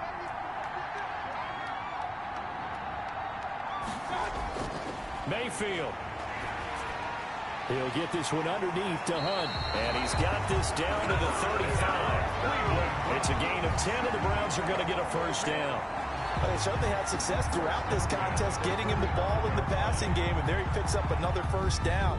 Whatever they saw going into this one, they've been able to capitalize on it, and no adjustment has been made to take it away.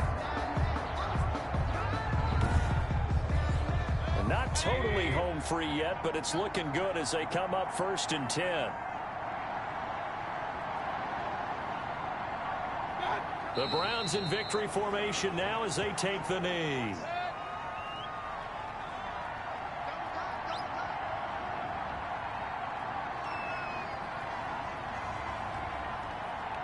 Down to one knee goes Mayfield, and that's all she wrote. 9th play of the drive coming up, and certainly not an easy one on 3rd and long.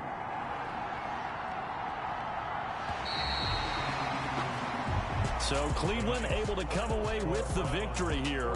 And you've got to say, CD, it was the defense who had a big part in the W. Well, without question, when you force 4 turnovers, you get to enjoy the spoils of victory, don't you? It's rare that you force 4 turnovers and lose a ball game. That's almost unheard of.